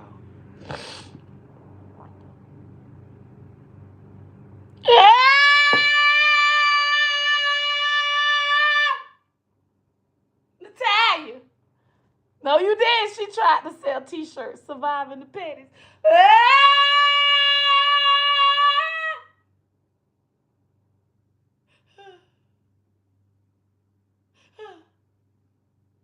She just knew the t-shirt was gonna make her a million.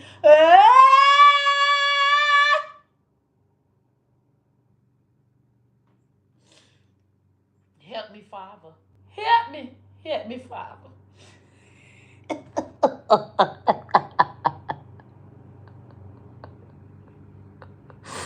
Listen, Kitty said on live last year that he is in love with her wine. Listen, y'all. And you know Nicki Minaj wine is like slow. And it's not as you know, a perfectionist, you know, a pro. So I noticed that guys, if you just go slow and go up and down slow, but if you like that kind that can do all of this and you know, it's too much for a man. Okay, he like when you can't really twerk on his dick because you tired, and you're gonna do a couple of doot doot doot, but then you're gonna roll it around. But men love that. Men love the roll around. Okay, you just sitting all the way on it and you just rolling it all around. I mean, at this point, it is in your intestines. Depending on how big it is, it's poking your heart. Okay, it's poking your heart.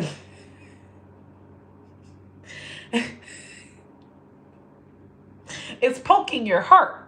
Okay, so men love that, and women that are more talented at bouncing and all of that, yes, it's great, but it makes them come faster. Women that are not as good, they don't have all of that savviness, so it's like the guy can really, feel it and last. Okay, so I must say, if Kenny is enjoying her wine that we said was a weak wine, is actually a strong wine for Kenny, because it's not all of this. And then he's just, I came. It was just too. I damn near had a heart attack. You better be glad I came and not had a heart attack and died. Because at this point, all of this up and down, and motherfucker, do you want me to survive or do you want me to die? Okay? So, Meg is trying to kill men. And it's best for men that cheat to deal with Meg, because they already fucked 2 or 3 girls before. So it's not like he's gonna nut as fast. And now, he can actually take, her fucking scissoring his dick and jumping up and down on it. I mean, we want to turn this to sex class, we can, because I am I love scientifically analyzing stuff. I love logically and in a marketing way putting stuff together. Like the stuff that people typically don't market or would say in that way. I just love it. I think that's funny to me. That's comical to me. That's I just love it. So I'm lame in that way. So I'm always going to take something and put it towards like a marketing type of thing. And it's my challenge. Like, can I even make fucking Meg Thee Stallion's fucking jumping up and down on her knees on a dick? Can I market that? Can I make it into a textbook? Can I make it relate to something that could help a person in their everyday life? Anything that I see. It could be freaking this bag with fucking bread in it with the stains. I would think, how can I make this relate to marketing in a way that, okay, make it relate to this? Well, you got your popcorn. You don't have to put it in a bag. Forget this ugly bag. Pop your popcorn in. You know what I mean? Like, I'm a marketer. I just love thinking of ways to market shit. It's just, I don't know. It just makes me feel like I'm making a slam dunk, like I'm fucking a pool shot, ace in a hole, a golf hole in one. Whenever I think of marketing things, or anytime I relate marketing to being ghetto or just anything, this whole thing I'm doing right now, I feel like it's like a slam dunk. I'm like LeBron of marketing. I'm the LeBron of social media marketing. I'm the LeBron of fucking music industry marketing type of thing. So that's why I do it. And it's enjoying. I was like, this is a great Saturday. This is exciting for me. So that means I'm lame, right? I don't care. Bitch, I ain't going to nobody. I don't do clubs. I don't go out no more.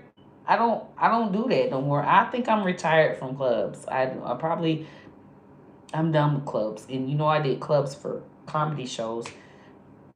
I'm over it now. It has to be like a brunch. I will do a brunch tour because I like brunch and I like to find the different places that have brunch. And no matter what, it ends at like 2 or 3.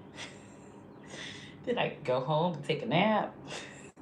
So, yeah, to wrap it all up, y'all now see how Payola ruins rap careers, ruins any career, whether it's entertainment or what have you. You don't ever want to Payola. You don't ever want to be posted by the Shade Room. The Shade Room does not have have a valuable audience that's going to purchase. They have mostly the audience that are haters. The people that don't want to see you flourish. You come out with your new business and they always got bad stuff. Oh, I tried to open up a business like that. It ain't work. But you can give yourself time. It took me like a year to realize, child, I was wasting my money. All those kind of people are on the Shade Room, on site, Neighborhood Talk, Baller Alert, Jasmine Brand. All those are the bulk of their demographics. And you don't want those type of people even knowing you even have a product. I learned that because I had my own organic following. Great.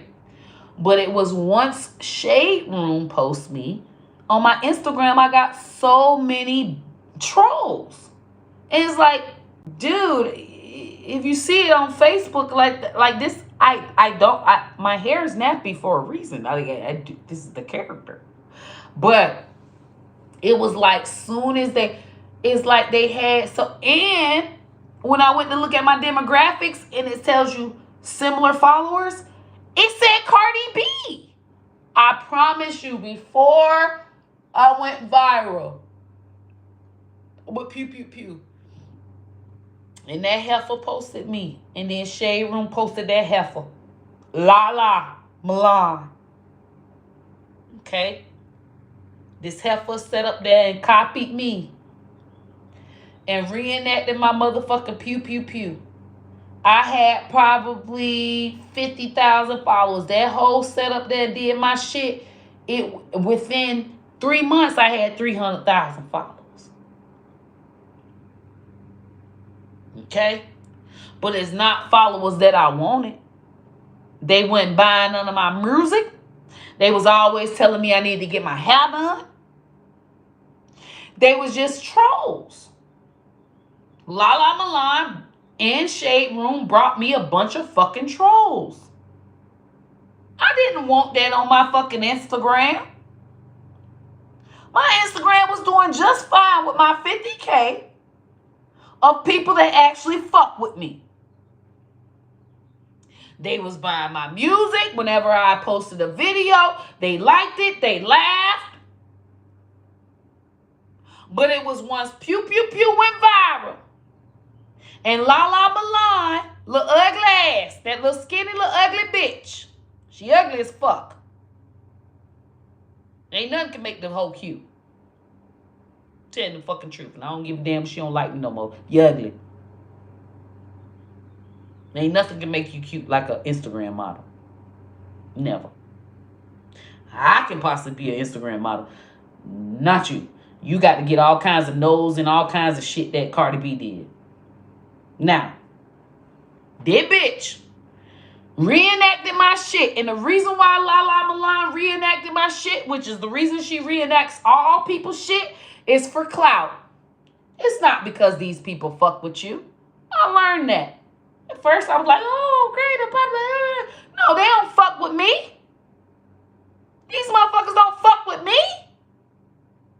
They fuck with my virality. They don't fuck with me. They don't like me. They not my 50,000 that fucking fuck with me. virality. These motherfuckers like me because I'm connected to a viral trend. I'm connected to something that got a lot of views. I don't fuck with them kind of people. I don't like people that only fuck with me because of a viral trend. Fuck you. And get off my motherfucking page, ho. I don't want you here.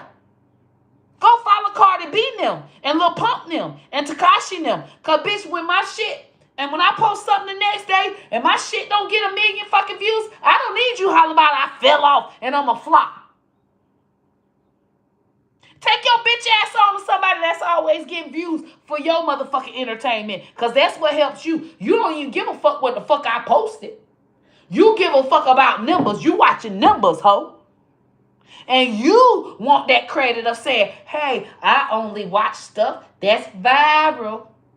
Understand that these motherfuckers ain't really fans. They clout chasers. They want to be known as people that only look at stuff that's viral. I only follow people that get a lot of views. That means I'm trending. That means I know what the fuck going on in the world. That means pat me on my back. I don't want them kind of fans. I don't fuck with y'all. Any fan like that, suck my dick and don't follow my motherfucking page, bitch. I'll spit in your face. On G-Nim. On G-Nim, I'll give you your money back. If you motherfucking downloaded my little 99-cent ass shit, I will send you, what's your cash app? I send you 99-cent back, bitch. On G-Nim. I don't want you.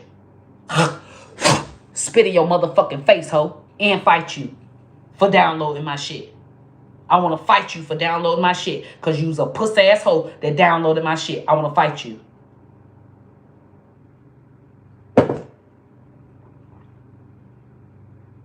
The mother clout chasing assholes. I want you to keep downloading because they got motherfucking labels to answer to. I don't have a label to answer to, ho. Don't download my shit. And don't fucking follow me. I kept saying every time I comment on their shit, why is you following me? Unfollow me, bitch, and I'm finna block you. Because I don't give a fuck by the shade room ass, pussy ass people. Shade room does not bring you good motherfucking followers. They all motherfucking views driven ass followers. And they ready to tell you how you fell off because they wish that you had that they had been in that position. They jealous. Shade room, Hollywood, lock, unlock, on site, neighborhood talk. All of them got jealous ass motherfucking followers. Don't post me on your shit, bitch. I don't want your bitch ass, toxic ass followers following my shit and watching my motherfucking numbers and making themselves feel better because really they hate that I'm doing numbers and they waiting to say, oh, bitch, you got 50,000 followers last week. You only got 20,000 this week. You fell off. Don't follow me, bitch. Because I'm fucking with the motherfuckers don't give a fuck how many numbers it is. They worry about the content. That shit was funny as motherfucking fuck, auntie. Post it again. Post some more shit. Well, we talking the motherfucking day. I feel good. I done got this shit out of my motherfucking chest today. I feel motherfucking good today. I feel damn good with these motherfucking Milagros titties. Yes, looking for a moment. Natalia, I want to start a blog to promote black people all around the world, but more the listen, you need to start your blog, baby. It's so many blogs right now. Every one of y'all have a niche. It take time. Okay? It take time. It take anywhere from 3 to 5 years for your motherfucking blog to reach millions of followers. But we need people to have blogs that are not view driven, that are build our black people up driven. If Shade Room was build our black people up driven, it would be so many stories and highlights on black people doing great. I counted. Shade Room make about 10 posts per day. And they do not, all of them are paid or trending. And they do not highlight the little guys. They do not highlight the little guys that are making strides in our community. They only highlight anyone that has gone viral. And they don't care if it's bad or good, they're reposting it. I feel like right now, Shade Room is running our black community. Okay? And what they do can make our black community do whatever. Because if Shade Room starts promoting more black accomplishments, you know Jason Lee bitch ass gonna copy. You know Ra Ali gonna copy whatever the fuck Jason Lee does. So with that, it will start a snowball effect of us actually pushing our black community. We need that so bad. Lord Jesus, I'm so sick of these goddamn titties, y'all. I don't see how Milagros do it. I swear, I'm gonna argue with her. I wanna talk to Milagros. And I don't even want to talk to her about nothing else but them ragged ass titties. I just really do. Bitch, do you feel the wind? Do you not feel the wind of this shit? Like, you just want to pull it up. Like, just cover the top. Give it some kind of clothing. Do you not feel it? Like, how do you not have that in the back of your head? If you don't have that in the back of your head, you need to be on OnlyFans. Seriously, you definitely need. You'll make some money. You'll make more money than Suki, cause Suki is a catfish. OnlyFans. That hoe ain't gonna put out nothing. She ain't gonna put out nothing. She ain't gonna fuck nobody. She ain't gonna do shit. That hoe ain't gonna do shit. But motherfucker make it look like she is. Milagros need to go to OnlyFans. Well, how them titties sit up? You can make you some money off them goddamn titties.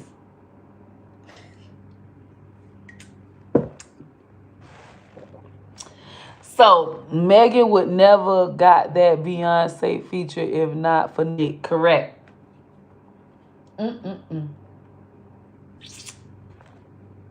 There he is. Nephew. You said motherfucking that.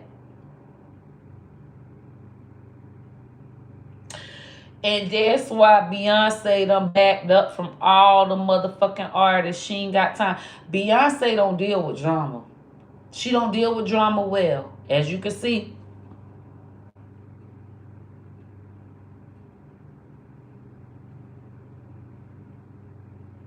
Baby don't deal with drama well. Okay?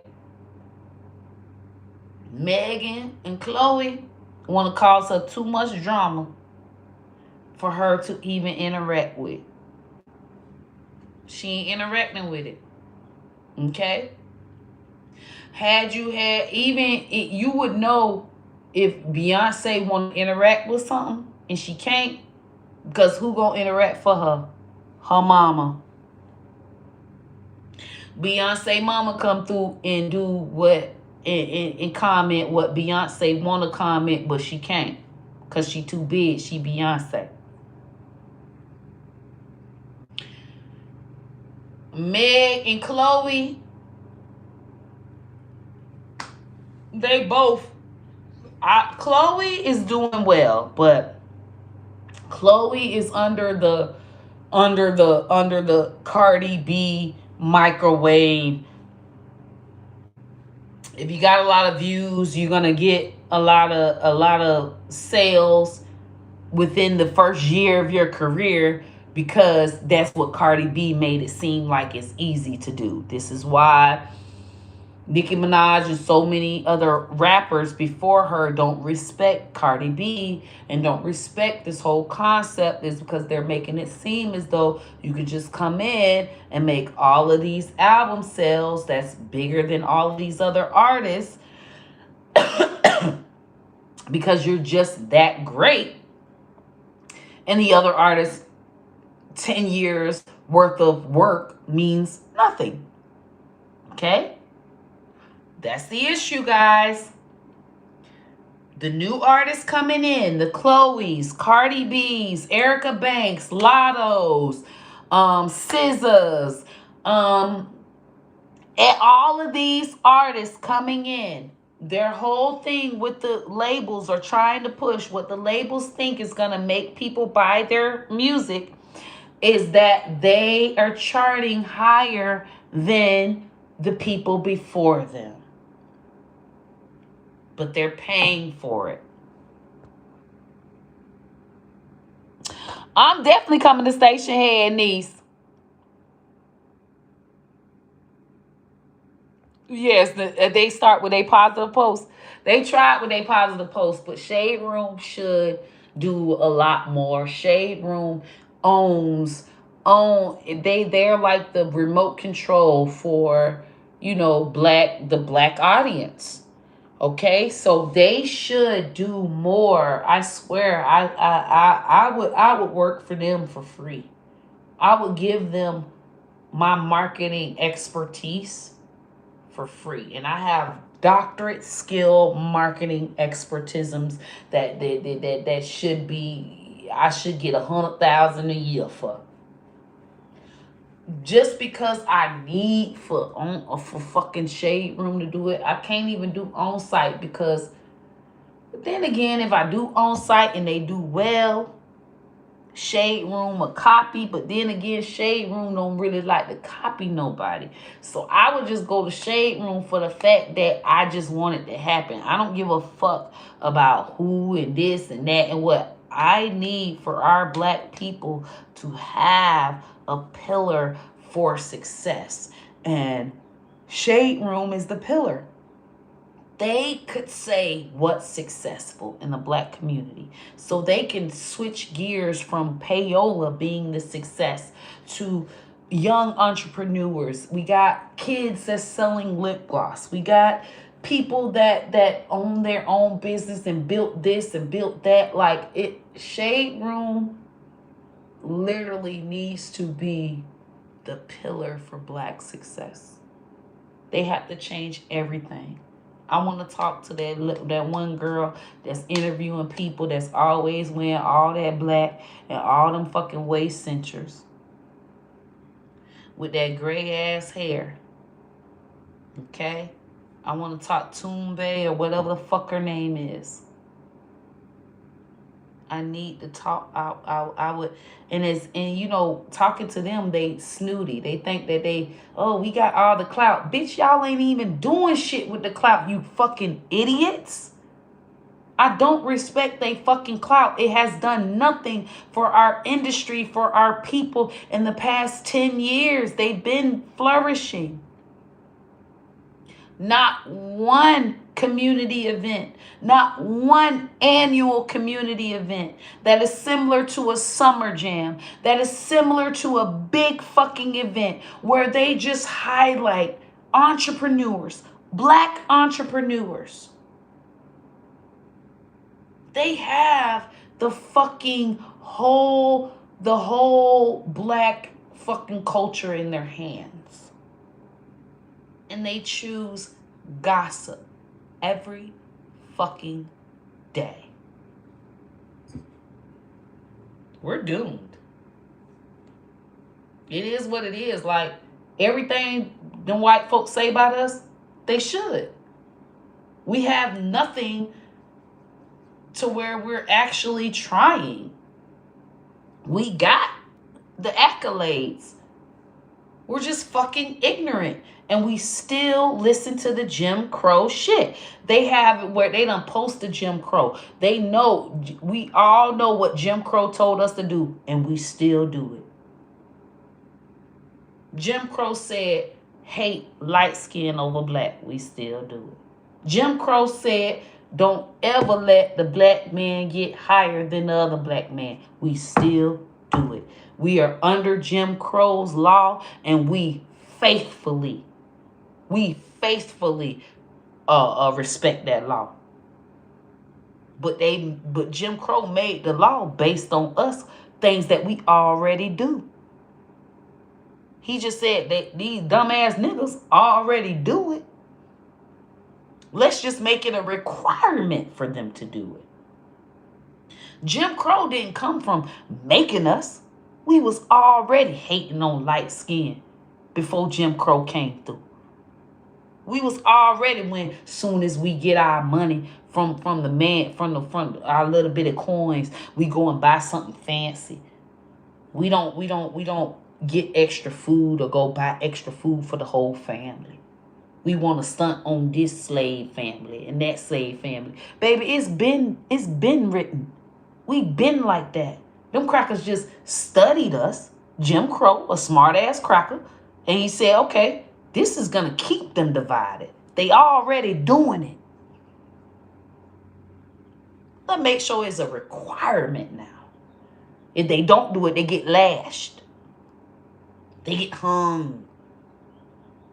But it's going to be easy for them to say, okay, because they already doing it. Stop that.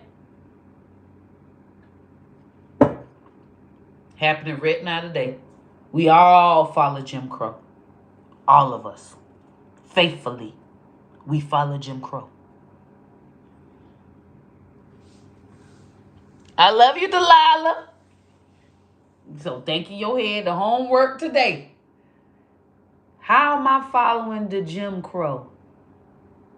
How do you even know? Read it. A lot of us ain't even read the Jim Crow laws. We just act like we know because somebody else said. Read that shit. Read that shit, and I promise you it'll make you move a different way. It'll make you move a different way.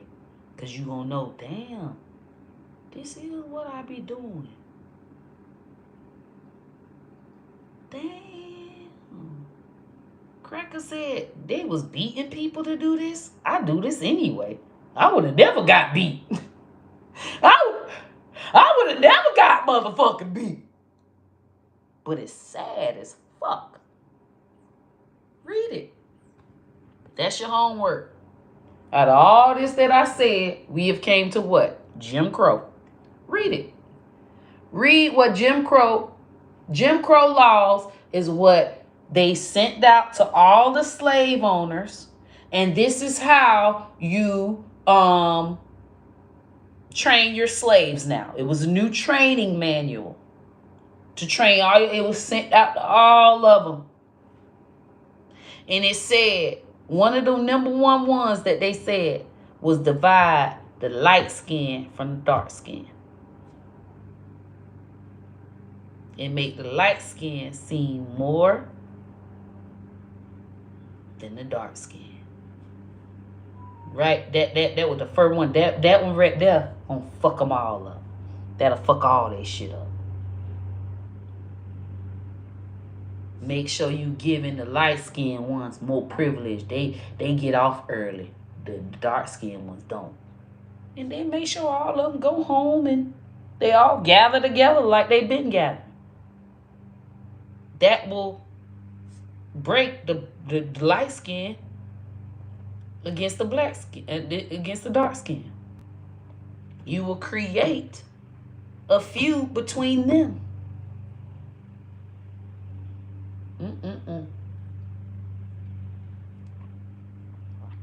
Well, think about it. That's how you fuck us all up. Because what they had a problem with, we stuck together. That was the issue.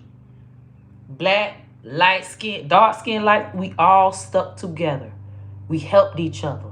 If somebody is sick, we'll sit up there and give them our half an hour water. If the slave owner beat somebody, when they come back to us, we patch them up. We give them all the water. We patch them up. We stuck together. Jim Crow let them know that if we break them apart and put in their mind to stay against each other, we good forever. Because these are powerful people. And they are so powerful, they more powerful than us. All we got to do is put a concept in their head and make them break apart from each other.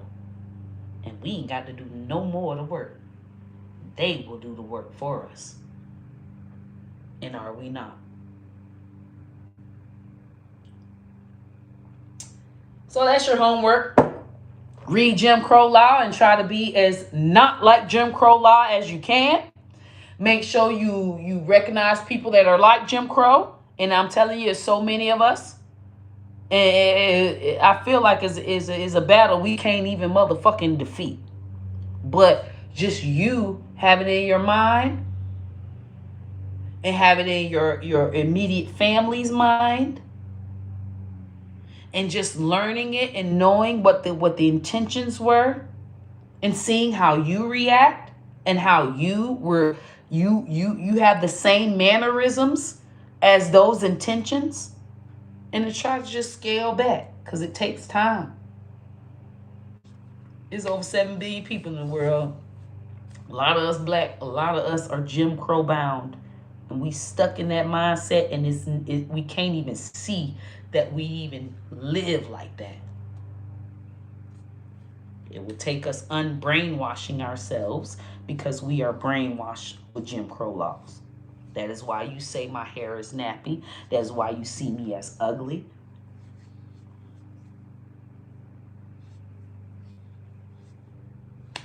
Read it.